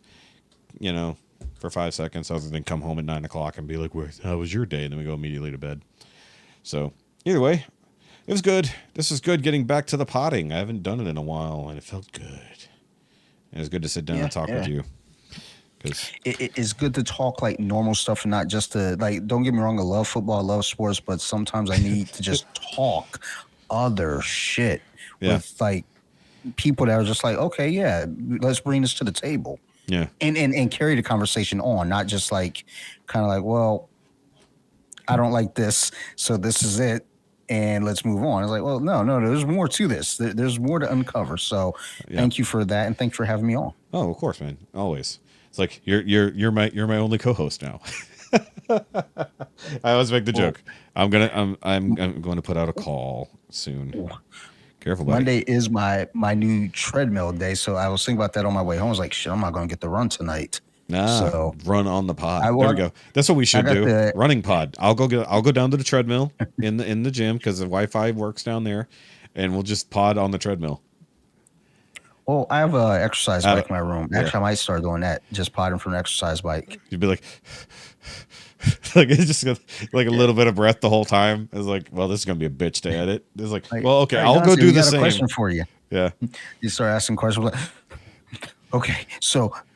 Okay, no, it would be great to do the horror podcast that way, so it sounds like you're running from somebody the whole time. I mean, we're trying to do some new things with So You Like Horror this year, so maybe. Go. So you like running. No, I don't. No, I don't either. I can't run. I can walk really fast, but I can even do a sprint, maybe, if my knees will handle it, but I can't run. I used to run like a motherfucker. Now I can't. I can just walk really fast. I'm good at speed walking, and my joints can't handle that. I'm too fat. But either way, guys, go ahead and like and subscribe to all the things. Of course, my link's down below. All the Shoky channels are there. The live stream channel has been growing. I've been gaining more Patreon people. In fact, Wednesday we have a Patreon call, so that'll be a lot of fun. Sit down doing a bonus one, because January is a long month. So we got some new people I'm hoping will actually come and join in. I'm going to open it up to all the people so they can come and decide if they want to actually pay me to come and do the thing. So either way, that's been a lot of fun. That's what I've been doing mostly through the last couple months, is hanging out with those people. It's basically our own little private podcast. It's only just for the Patreon. It's been a lot of fun. Then I'm getting back to reviewing stuff. So a bunch of reviews are about to crop up there on the Shoky Reviews channel for the first time in 2 fucking months. All Transformers related. And then at some point I'm going to be building some models here. And then I didn't mention it, but the second, or the full-on trailer for the new Ghostbusters movie dropped today, and it looks They gave a little too much away in the trailer, I'll be honest, like they always fucking do. But I'm gonna go see it. Like the original teaser trailer was kind of cheesy and like doesn't give you enough. This is like, here's the story. And I'm like, okay, cool. So I'll go watch it because I'm a dork for Ghostbusters. Plus, they're gonna show off all the new shit that you're gonna be able to buy this year because we made new things. Finally, in the first time in fucking 30 years, they made new things. But they did show off one cool thing I wanted to mention just real quick that I thought was awesome. That the toys gave it away. They actually created a flying drone trap so now they can catch ghosts in the fucking air. I was like, nice. That's fucking cool. I was like, way to bring it into the modern fucking day. So that's actually cool without making something new. They're just taking what was old and putting new shit on top of it in a good way without seeing the movie. So once again, coming down to the positivity, I could be really pissed off that Bill Murray is so involved because I still hold Bill Murray accountable for the fact that Ghostbusters was ruined for so long. But I'm not. I'm just happy that we're getting new Ghostbusters. We're getting an original story for the first time. Nothing based off old bullshit. We're getting away from Gozer. We're getting away from all that. And we get Slimer back. But for a new generation for him to terrorize. So, fun. Baby's home. So we'll be thrilled. Oh, yes. Excellent. So, either way, guys, we'll see you next time. And with that, okay, bye. Bye-bye.